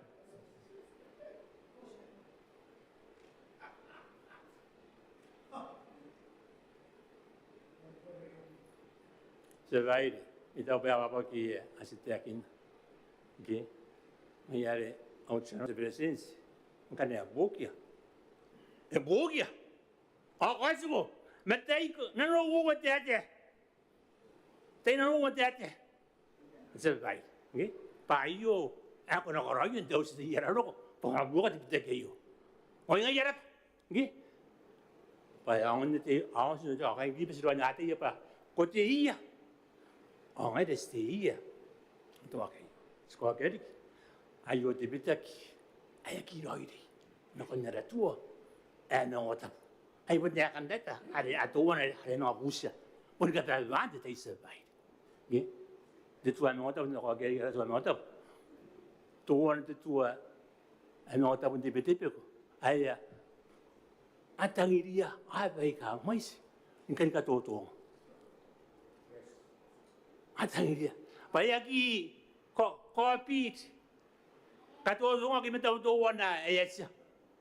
Yang wakilai na iyan ngangai. Awan ko ako ron ayo survive. Mayari ka na napitak. Oriye ni pitak iroi survive. Nakiriye ni pitak yan tagadani nga. Amo adilokaki. Ante ka bong yo survive. Okay? Survive. Yan ang detenir survive. Supposed to be able to survive the first reading. Okay? Orang anda ni apa tahu tiada. Ini katiri ada dah. Pasal saya nak apa tu? Apa timinta? Monte blokia. Ada presence. Ang is blokia the first reading. Awak ini nak saya nak yakin. Ang isa. Ang isa tu sekian no survive clear cut. Awan akan no survive. Kau patera aku tanya ni karaya. Na kundi tuwa no top. Pa survive. Kundi tuwa no top. Ediain ira ki down. Ngi? Masina tarai sa paide. Parawaki. Orarariki. Sidia in karoia. Naran nari ka denak. Saki riei. Now excuses sa paide. Winta te voi tona hei karoki. Ngetang iraki. Pana karoki. Ande tua hanota. Pura sa paide. Korava te sate akoriniak, ia ita pun da vota me iron de presidents, excellency tanas mamo, de presidents. Era ai karabat sa titi man me no sna na meruru yon te a jono no ni asan meruru ken me tai isikan kaceria ba te na meruru yon the constitution ni katuru ba te constitution na pa ite poto namet. Engan ke kone tera ke kana sakiti ta ya ke itara me te poto namet makano the constitution pa ya kawa kita constitution na pa ikiribas. Ino kira ke mo te poto namet. Tapos nane kanuan tiria ya tekati na isikan katire nan numero yon to constitution ena dia no kira kitera te poto nome tapa ana pa te poto nome era Korava de presidents, ada sa meroro arimina, the minute ay bukinte de mamana, Honorable Alexander Tiap. The minute. Korava Speaker, ako mati ikan naruro yon di pirayo ari san no kora kaya kayo di president sa dai busma di pirayo meron anak kantin nga tawte kayo sa dai o di pirayo sa dai no yon di sa no kada buhay no ko ka awyong no kon katire temata arang kon meta na bum nasim kon meta na ki o kon pun karo ron paro ngayo kon karo ron tarai ayo katire ngai dai kali di bes te pirayo kadin nyong ya pa ina karin arun meta na ki yar kira kira kisna mari na kira kira bavera ki bes agisna sina rasna sina kira kira ngai na da sina akadin katir te pirayo pa akakira akakina meta ki te te arsina sina kira kira ngai sa dai ane akadin kroya te pirayo nor nei ya dai o gowe irang tir anta atan e bun dia in paro ngake yu o gowe khasgo kin pen tawtia nasna bun ni madar tarai pangkana re na pera ki bes abera ni kapten ngai ra ki bes ngana sinang dai ni dai re ba ante yan dai ngata ka gai e bun dia ni ta kai ni dai re yes dai e bun dia ni paro ngake ro on tan paro ngai arsa no ngata o sa paro ngai ngai o kana khasgo kin dar ngai khasgo kin dar asna bun ni pire so ta ka gai sa dai asna bun ni pire so Surua pay ka san di sa dai on in no pay ka kon ye ga na impact yor sa dai na no aga pera ki bes ayari bun ka khaw ke na karo kin paro nga groy yo na karo ni groy ta ka kin paro nga yo sa dai er ke kin adara na sinanu e bun ye ni ro the flow jo na sa dai supun ye tara an sa dai pasina ki katawat tira pa to kana rin no tau te o ye dai ye na ka kin ari pun tak Pangai to karya kan naman ko tayo ilang kalde na karya teman. Ane sek kataw. Ane esa karya. Ari ro to kana tebe awal na ani kami pekay. Nakasubay kami nakakinayo. Kami na kung dati ay dati buku. Lagi bikin nupa ya bera kini bes ngara kakinayo. Area ini daro ngaki na ikay sa dai. Dini yakin deke na bera kini bes. Teswa yo rin pun nene. Sina kami to haroy. Na sina yangan. Ari na takatak. Ayo onde na rin ni yake. Pena ki tin bere adar. Sila na tanin na bere ena turun na bere. Ona follow tonat. Ilang na kaya kaskarin kaya. Pero ang kanga yan ang susira. Na o yan kami kampun kung sila kinino kami kampun kami orang yang nakan. Yan kami nakatawa kami na ribeira. Pari ito ko John na bayo nakaro oin ro. Ay kaginak. Ay kakit ng ngongot. Loy. Ayari tepiray anya takanta nga kati ngusa. Pa enang kakit rege na bera gilbes. An siberin rege yan ka sa dai. Ana berin rege siberin na taya. Ani gilbes. Ya nga kaskop ng pente dan. Pa ako na kaso dai. Ako na nakanira to konan. Ni mana sa bay. Semua ni bani, ngai sa bani ni yung jauh senti ya, sangat apa ya senti. Sa bay. Ngai tu bani ibun kau kau. Ya, ya, aku kata ni apa? Tapi dia yang sekarang senoknya tu boleh nama. Ke? Asal pun tu dia pertemuan war ya. Senoknya kain naper, nggak kain ya buat ada. Senok itu kayak itu kain naper apa itu dia. Dia kau nos, nah pun tu ini kata ni ayo. Pasti dia ini perunga. Arun karikian noron naper ekip bes. Ini orang rasul yang mengatakan. Enak, angana kita ben. Hari ini aku nanti say. Ini katanya di mana kita bes. Pagi katanya sebut matana. Apun pun nasir. Oh sih ini matana roy. Asbun tahu pak. Enak pun kapaya ada kita bes. Nasa kita nanti men. Hari ini jauh betul sih. Sak. Ane ya glory. Sih follow the flow. Hari itu pun tadi itu anak ini dia sedai. Ada sih orang berwekan kan orang dah sedai. Putra tapi dia sedai. Nah, terus lagi lah. Sudah pun kita ada pun nak balik tu saya mengatakan. Ini kau. Sudah kiri anda. Ane tekan tadi. Pakai kiri bes pun. Atang kiri apa ane pun nyai. Ada pun barang aglo orang dikira-kira nanti ya kiri bes. Ini orang tu saya mengatakan kya. Anak kasukan ini tahu tiap hari itu tuan. Pada pun jahiri ya banyak ni orang itu tu perang jauh kita tidak. Ane. Asal sudah kau yang ada pun nanti. Nah, sesuatu ini terong, terong. Pun terong. Ye, tak ada dia ini sedai. Jangan ada. Yang ini sekarang ini sedai. Akan para orang kau merasa sedai. Usian para orang kena kau paling orang ayu sedai. Pada bila pun yang tarik. Kemudian sekarang nggak senang. Daya pas senakari kita kiri apa. Dikira-kira nabera aktivis. Dia itu pagi. Nanti itu konstitusi. Benar itu pagi. Nanti bayi. Tidak apa. Tunggu sedai.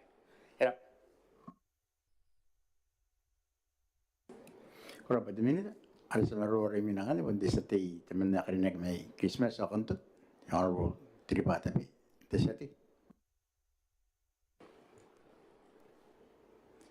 Kurara bati ti speaker kaya ispa nangamuan daw tayo merurunti nga po ngayon ay yapon tapi kabaraya kain ti ano ni menu kain Christmas. Kami uli kumakain nam tayo por President's Women Minute. Tanti kakam karine ka pun kain gilibes. Akiri kong rami inanun tayo yo. Te banamuan te manguri akam na bani ni meud. Ia ita bewa ra point ti sa baire si kandidata ki mga ito sina mga punikoki kita bewa sina mga address ma. Rarap ang SD ni na naron di pira oriki naron pitakin to ti tinanswa. May rarap pa nga inanun ti meruro asa nga nagkikanga ti kamput. Ia ikanga ti assurance. Ari na mga punukila nina. Imain main akon ari minas karaba ditagin meruro ari kis karaba ana meruro de presidents eko tagin disua kiti constitution ne pun dia inukira tibutan namat ay tau banin kay rasten ngaira kay titirayo sinapuntang ira mo panay tibutan namat abangay na kay dira na kun mga warekana tekawuwantay kana na warekak tekawuwantay ngayari rarap ako wa narap na ba na meruro ti presidents itaw pati meruro amuan tinan orinan o yang anira na pati confidence iro na sinagi kami na the majority pasinapitay the constitution itaw ba ni ti meruro akang ipon na anira ti assurance ngay ka kain ti tirayo ako rapa the presidents na kakinani pa itaw ba ni ti anuan kay diri anang ini kakawag kaya sinagi kami na may sira pasinang bisi tenan suwa ke sina pun ko kia mo na kon nangana dia harap sa tayo no kita tibutan no meta ay tago baka manura na parasten na dia no kina kon tibutan no meta tirari te etang dia tibutan no meta ay tago paning kanya nang kalipin ako inanun to mga warikan at ikawuwantay ako ay mais te meruro to tuwa na tiko sina friend to all enemy tunan ke ato ko pun ipon ko sida bangay da tinani Christian ngay na kain kilibes ke pantay ako na kay kilibay na ko ina ke kanang ko iti kilisen o sta ko me ako tuang gini ka ngay ko natangi dedi kam kay kilibay nakon nari rorom. O kauri nga iti kare kere rongongon ti ta Maria. Ari man nga men titabuti uwan na nakon o ya kamaruaki. Ang kaya mga buni man ang agi pondoro na agi na kurag yaw apun si taray yaw aking tabiakin. Ari apun totoan na kunat. Ang kaya man nga ti agi sa ginoro na kikanta ni ngagi pa na. Ina na ko ni kamewa kina ako iya. Uya na kun na yan maniyin ng gusya na kun na kun titabuti uwan kawagin na kabani manin ka bani bugina. Amanang ko kaya na kuban na. Anya itaw ba ako taro itiben na anti-roy rom ni kowa. A friend in need is a friend indeed. Ay tau pa niyan, tabi tayo istaw parorora. Ay kisipon nuria parorora. Away kon wasi po na penurian tayo kay. Parorora kita nga pun dorora ti monta yasin ni ben ni biria akatuguira na ben nagtabi akinira. Magkikanga nga kosi di kipay dorora ay kapuwa mga ki sa konan nuria na. You create the competition na bay marinaya kay di bay o Roro, pantay nga kung ang Pontius pantay rom ni ko, ito pa niya na bari, yung anida ti ko, wariya your sovereign right. Choose, pantay nga ni Roro, based on na rin, payag isinuri, ako, ito, si make reference na kung the United Nations. Era watay lumi ay norin kami, baka na kung kaya, tira, ti po yan ako, ti UNGA, kanaya sa ururing ti kailaw. Ako papo ni penin na ngayon maruro ti korak. Ako ka mua ti tayan ni Donald Trump. Panggerin. O ya po ni penin na pentaray ni ka penin ti korak yari. Ya giro ko panatete ni ka kukurein kami. Giro ko ibugi ya kain na Amerika. Itaw pa ti maruruan niya ang anira na pati ko wa kangay.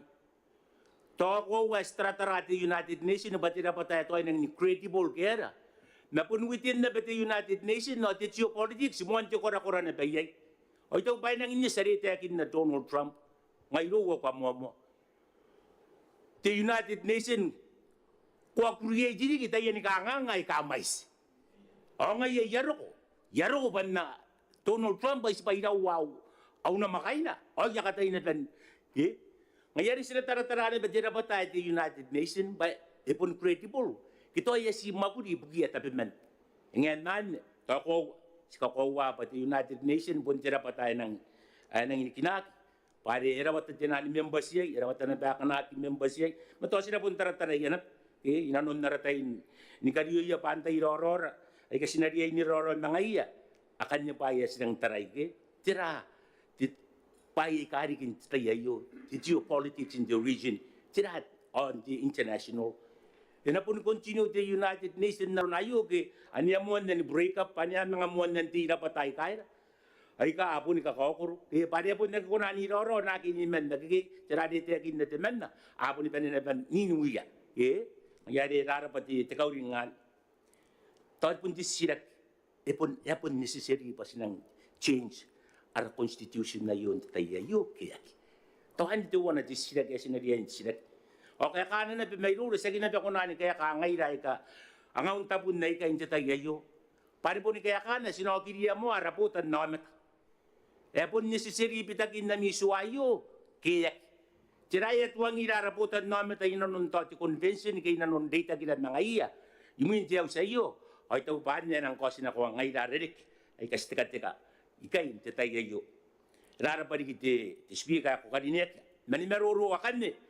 Sa katukuang kanya para arrestian ngayon sa taningamin ay kosinano araputan na mata patang ila tipitak kayo kaya sa kosin ako ang kanya inanon mga warikan na narimina narik warikan sinabubusiya tamin tetwa mak kaya natin matuan ng anila na daw kilibes at itinawri tiroy at itapo mo kanaya ispa na kung timaruro ti sa babayri sa kanya para kabarabure.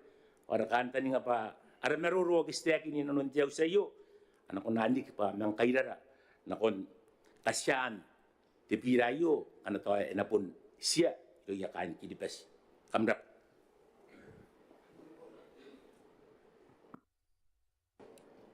Ay, iya po na wala, di militan diyan rin, yung role mechanism.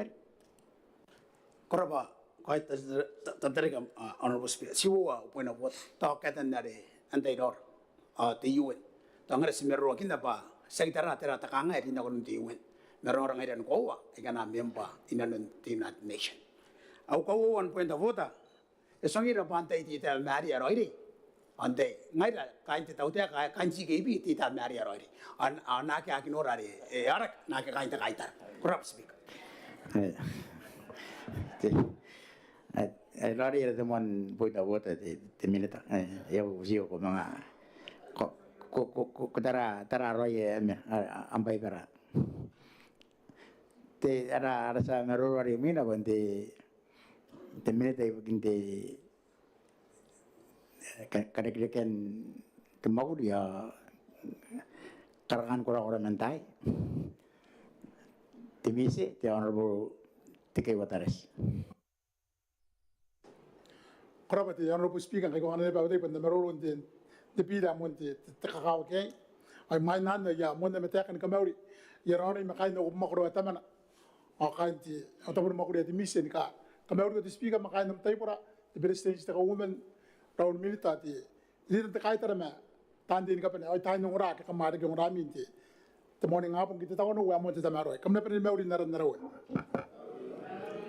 ako te speaker maruru na ye te pego pointa ke toi kos ke ye tangri panda tira ke pen kana koi te pego au sipa na ye mo ne mete kan ka kaita una konte seti ya mo te karenek me tara ti no bugin na no nori ni konan ne karina no pa na ni ka ti tua mo ngata ako te speaker te ta te mo ne pa panda ka kaita una koi na ke asen karawa asen ka pa da tua mo ngata naru ne te akine ka karawa ki te ngaru po isi me suwa ada karawa kita paparo ada TV yang meja pen kita pesen kapen aina kurin te akita disa pai patame u kain te paparo an para te presidente te council dan ta ya kan tiri dikan te ngaru po isi me suwa ta ko ane ya tai tiro ari ni kan kapara tu ngai de mga te generation nai sa mga tarai ya mga ito ye ni para kona ani mga konan tarai tuwa kita wana pitak no ne ke na kame una kita wana karina kiriki para ya ndara tu mga tam bara pun tuwa ika akawinya para tuwa yon te wana pe te petuana ye yana tu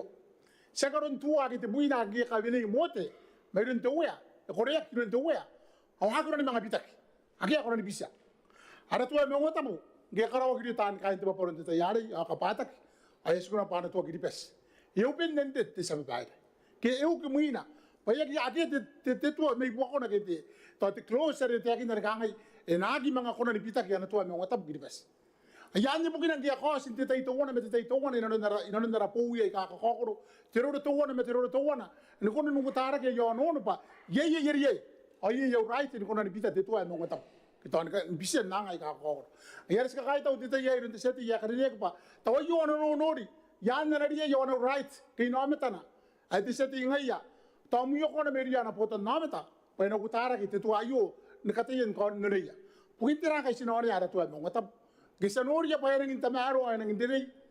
Tosi ko na nilang tanga yan kakay. Tay bisa paya saron. Ari gisan ka para. Yaya rariya yung tatam marina no. Kung ko na ripita titua. Ay mga tap. Tayo nito sa taraya ba ka nga titua ay nakameraya. Sak. Pasya ka na tuwa tuwa. Agita buina. Resya ko na ni bisa. Sila bisa. Pa yora riya yora inamit. Aw yora ba bukin ang kasi dinay riya tanti. Araw ka narapa makuro. Pasya na tanti. At tapi nakakaw ko tanti ngay na. Yan na tuwa mga tap kribes. Tanti puntaan karawa titua kita na lawmakers ayun na ni barong ngaki an karawa awak ya bugina pasina sina kunan tuang ba ebure es karaya yar kora ba tisati ya korine ki bugin nam nono ke ko na kami mi pare titua di saute kai no amete ki democracy ayar na ba tenuan hams ake to amete tenua peina ma aye titua di saute kai no amete tenua peina Are aika peina aika no me tener to wana peina te tapun karotua asi beren ben kai nang kai to wana te peina to wana te tu are te ki fare nang karoi kanoan tu a kya sen karo gesi stampan nai kai yos karo ya pati tu asang ni na pakai te ki panang excuse kenang karo te tu ani kama kuria angane mga puri te tu ani ai puri ma kuria na iroya ade amba kurang ani takatin wani pei katin wan nam are te tu seri dengan yang kan dari nang kapara-para, ibu ya kok karo yete kisah gitu,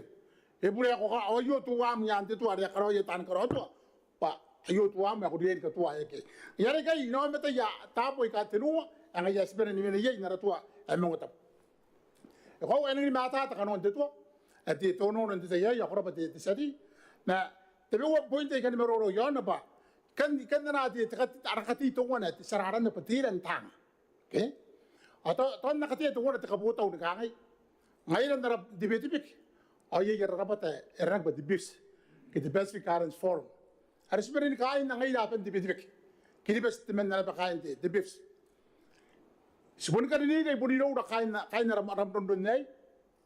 Sekirai nama tari budi rau dah. Sekirai dia budi rau dah pakai anak kan kau nama teman. Nana jadi tamu korang tiap tu wana. Aku tahu kan abu musibah anak kau ada.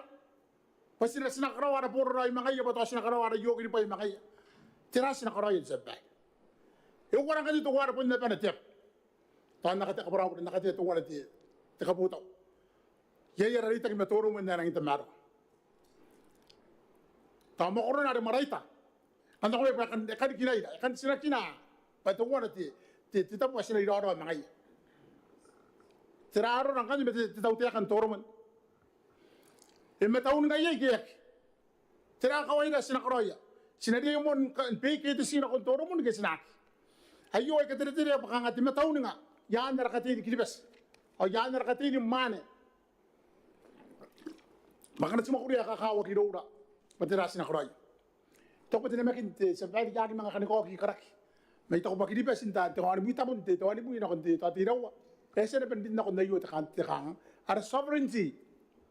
Pas tawani na sovereignty, payanagi kwa ra sovereignty. Awani to wana may bukon na yakito kintetekin na, siya kito kintetekin na. We friend to all, o si enemy na kon tiakya. Awan dong masih kakai tera mga yeri ya rakam kanga yokum kinari hayo the sovereign right hayo inometer yang ngai tiap to wana si inometer ayo inometer din tiap to wana skina skina wasak ma amoni bande ka hawak te kam tauna ta ko ka anga o kum do wora te matauna e ka hawak ino orang kai si te kan de UN sinaki kam tauna ngai na batabman par kana sikina ya sinakina ya he tirati ham pa sinaki karawayo awayo tisira kena konti tisati ya kadine ke ngeu tarak simak mo sira ki tirati am kana si sekali na ayo paro no yei te bena rota ke gidi bes yei te bena rota ke yera botan namat ore bur kan wanti tai patawa yo si pahiri ya wanti tai yei tatiro to wana na mga pahiri ya bana mga bisya are pun kan wanti tai to wana to wati sabat na kakawag na rin na retiyakin na presence sa rastan sinakaki ka kina kon na botan namat no kina ko tamana to sa babai Mungkin tahu saya yang mission na nakaraya. Ayah sentuang yang ada mana pun nak kita tepungin nama kain ada. Karena yogi kakau dia kakaraya kakora. Yaki kawar dia kakora meni kawai kasi tenu ya peo. Umari dia peo. Kawara kakora pa na full coverage. Na mai sana kawari ya ramakoro ikati bi metenu mai sana. Ya kan mai sirki na kon ya kawa apa ikapu pura kira ko. Pa itangin dia mana pun peden no ona peden contribute. Kai no awak makoro begi nende tekin na ko ya. Ayah si karakini pa yai kai. Karena ibu ikarau orang yang si karak ini pendangan apa? Ayah support kita ayah tu. Mereka karak ini membagi benda uyang. Kakak masan di ni kami seti. Angai lo wayo stand. Pai tahu pasal korang ini yo sekarang. Yang ini kain do buat nama ta. Karena tahu itu aku kuriye mah. Mungkin apa itu orang mereka yang ni. Akan ia mah kerauan keparah-parah ni. Jadi ni kawin ni lebih tiba mata ya. Ika angai yo tu kerauan kita usin tiya. Yak. Mai pun mangangai mangai kusema. Austan o kowa ari tagin te usi magota pon mga tagin te bana koya to pe ki sisa ka diari amabu ni tartara nakarawan ka para pare o yo ta pere angai tanti sino gri ka tagin te grin sedi mai no uspa ka kami ako ito ake ana tay ko ang raja na puto namit tira taw ayo am tay no ko buk mageta yo pang ko to ko say hara ko na nang te clay ko na nang te pa ya na abu na ko ya puto namit Here kakak pasti nak pun ayo orang right. Asino agri kakak ni kau orang ayo rapotan damet. Ayo orang bita ke kesensionin tiaw sana ko. Ada yang ni kali bita tu ayo. Ada yang ni kali karaw ayo ni kali kata marwa. Tirami yang. Ana sisilat yang ay nakaya nakon debari au kapenen ta marwa na ba. Nakon na wata tay nakon te pekis usi kay. Ay to pupunta bottom line kiti pere. O ina skanta ngayon na tiaw say. Sinakarikete ta marwa. Hakia po kina pa nakon may kayo sinakarikete pa iya kita marwa. Sinakumay pa sinakaraw ito pa etamaro na konti boton namin.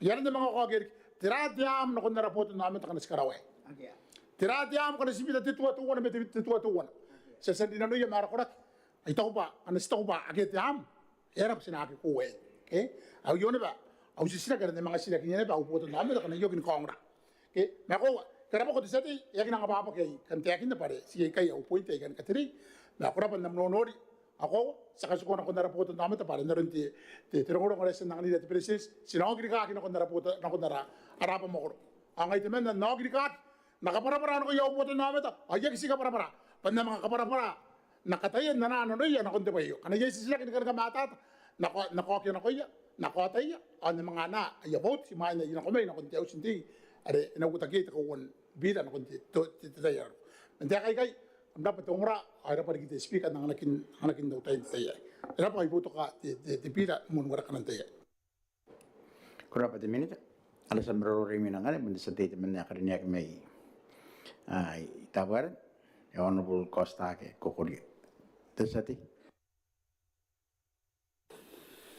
Koraba, Honorable Speaker, toy may naiwaka, kaupas na kamauliran tamaruan ti nga pong ngay. Yung manaw kamaurin ako yung Speaker karinek, makain na mobis, para presidensya karinek. Tao men me, kain ti kabinis, o ti teritan ta kahit araw. Punin nga tante, may kain kiribasin kabinet kayong ra. Teritay maraon, isa ti teman na may tapuaran, no, punin kain narap mo ko rin. Kamaurin kami ni panante mew, o ti marunong, ako na panin mew. Ito ba, yapon san na ko na stand ti aray tirayo mayroon na rin kaway teman sa ti teman na karinek may Christmas nakawayay pa itapi uway ka ni ko atayay ngaya yapon karikatira kung titayay yaw sirag tapi uway tagpay kakawag na kon ti move kita ti tira isa tayo pa ti pirayo pa nakataya na penda inconvenience kiribas kipon ngay ratante inanon tapikan na ano ayo wana pun man ausira kay kan tabi kaya pa kaya tangira ki impita kitira ti tuayo yai to ta kanga ngaya sandiki tai kanok nanon naratay data kime apa kaya kime bante yuwen kita apa ke sirita ki mga yan tai kanok pa kari kata kanga ngaya ya tangira pitakin ti tuayo ani to wana ti sirak ati takawa to wana ti pa yai nang kin tataraya yon ti tira yon tebuka na kon kribas ya tayo inanon tayo meruro ay sanus pa tuwan ti tiapa ayos sarana Taiwan at tuwan say ay ditangri ang kanya pa inakangan convince kribas ti tono ayo kanaro na payarari yay pa itapi ayakira yaki tarangay yon takin na kon tiyaw sayo tuwan ang kanya inang kin kan na tayo pa aron tira aron tebuo kayasan ng apay kay katayan na naya pa yung nota gripas ay marinan Taiwan no say din tatayan kung kay yasan data ki to gripas masay na may sira tebuo kayasan ng anakon gripas to antarakin tira tinani buo ka tin kain do tira financial support yasan ng anakon gripas inanon mga natay Taiwan to irawat tira tamanin buka kita ti bubuk san nangan kiribas tawakan ni pai tabu ang ay tangrian kan natay yang na sinako na roy nga arbusisin na kon tatay ay mayra nanon warakan takawuan ra warakan ti tono no ayo takawuan tay ngani nanon ti kangatuan na di kay kan au point ay tangrian kan da kan ti akin nanti tay ay yon na ri ti membership ni tiran ti UN kanaro na pa yay rawara si sistema to andi ta mga yin tatayay pa withdraw man ti UN tirangkan nya ron data kira mga nang punto kinaben tatayay withdraw yay ke tira aron kan mga arimina akan yay kan ko atayay no konti tira yon ti pirayo ay tagbayar tagbakaw ka sinatay sangan ko na roy nangar position kaya stand nanon tayo wala kan tira takawan pira kangasiya kan ay kakawag kay yuring ay kan tekin in tayo yo ay kangatuan natin man kakawag kay ipon kakawag kay we have the freedom to choose what benefits our people most kay ano te tuwan natin man ay itangdian da kan katuluan kon te temeroron tayo ay Tai irapen kan wan no point mai yapun kai ta wori seti akadinek mai tarawati nan nanara nana tan nana nana no no te piken ta yai setai yaki sakit makuri anang ngair happy pitike pa pun enang dawat pa ya no konanda tang dia te foot sana e foot te seti korapan koram sinora te tera am pirayo mai pai ta pe uai stang dia paskan kami hata kirkia yang nian kaya mo convincing na kon writer asa kon na ben nang writer ara stand na kon an rokke men tayai are poisan ceritir asa sabun ko ga na kon tira ara putan no amet tira ari epai bukira nang nira stand na kon tayai na rok korabari ka on speaker kabar budak kan ai won tira temero ron tayai sa kabina pati korabari ka na pan tikra